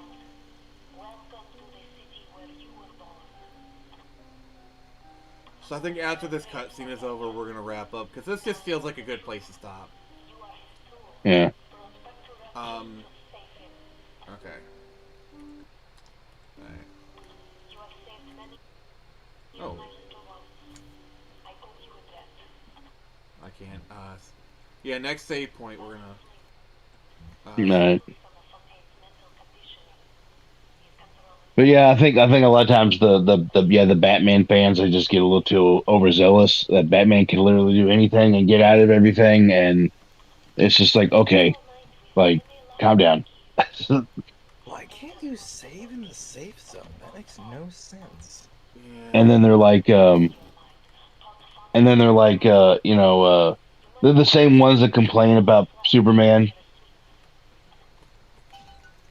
Superman's Well, I boring. can't, I, I can't. He's boring, and I can't relate to him. He's literally a god. Yeah, And yet they're the ones who create Bat-God. yeah, exactly. Yeah. I just think Who's he? He's here to help us. the problem with Superman is he is like he's hard to write. And Batman is very easy to write. That's a difference. I like Superman though, because Eh, he's not just the big blue Boy Scout. He does have very human struggles. He struggles with how much he should intervene and how much he should just leave up to And when normal writers people. tap into that part of his character, they create some of the greatest stories ever. The problem Yeah. is, it's who can beat up who. That's how a lot of writers think. And It's sad. with Superman, with him being so powerful, I'm just gonna with him being so powerful, it's hard to create credible threats. All right. Yeah, we're gonna wrap up here because this just feels like a good place to stop. We're approaching all 3.5 right. hours. We had it. We I think we can probably get one more stream out of this. Yeah. With how much is left. So yeah, we're gonna wrap up here. Nix, what do you got going on, and where can people find you? I'm on Twitter under Bunny Girl Nix. I mostly just shitpost. Yeah, and you do very well. I Um, do. hard caster, what do you got going on? Where can we Yes. find you? All right. You can find me on YouTube at Grave Digger Caster. You can also find me on Twitter. I will be streaming some scary-ish games this every day or every Friday in Spooky Month. So you can follow me on Twitter, and you can check out where I'll be on the Twitch, and you can just come then. All right. So don't forget to like the stream. We should have said that earlier, but that's as much my fault as everyone else's. So whatever. And then Nix, Hardcore Bunny says Nix is a bunny girl in a bunny world. It's true. Yes. Canada, oi. Nix is a bunny girl in a bunny world. Carrots and baskets. It's fantastic. Dang it. Hardcore Bunny, thank you for joining us, and literally just wall to wall like messages. We appreciate you, Hardcore Bunny, and everyone else who showed up. You guys are awesome. So we will be returning on Tuesday for Chrono Trigger. Monday is Comic Watch, and then for the Friday Night Frenzy, we're talking about Halloween memories, and next Saturday we'll be doing some Bioshock. I don't know what game I'm going to be playing next, but we'll figure it out. I do know in November I'll do Dragon Quest 3. I'm not sure if that'll be Tuesday or Saturday, but we'll figure it out. Anyway, thank you everyone for joining us. Remember, I can only show you the door. You're the ones to walk through it. Good night, everybody.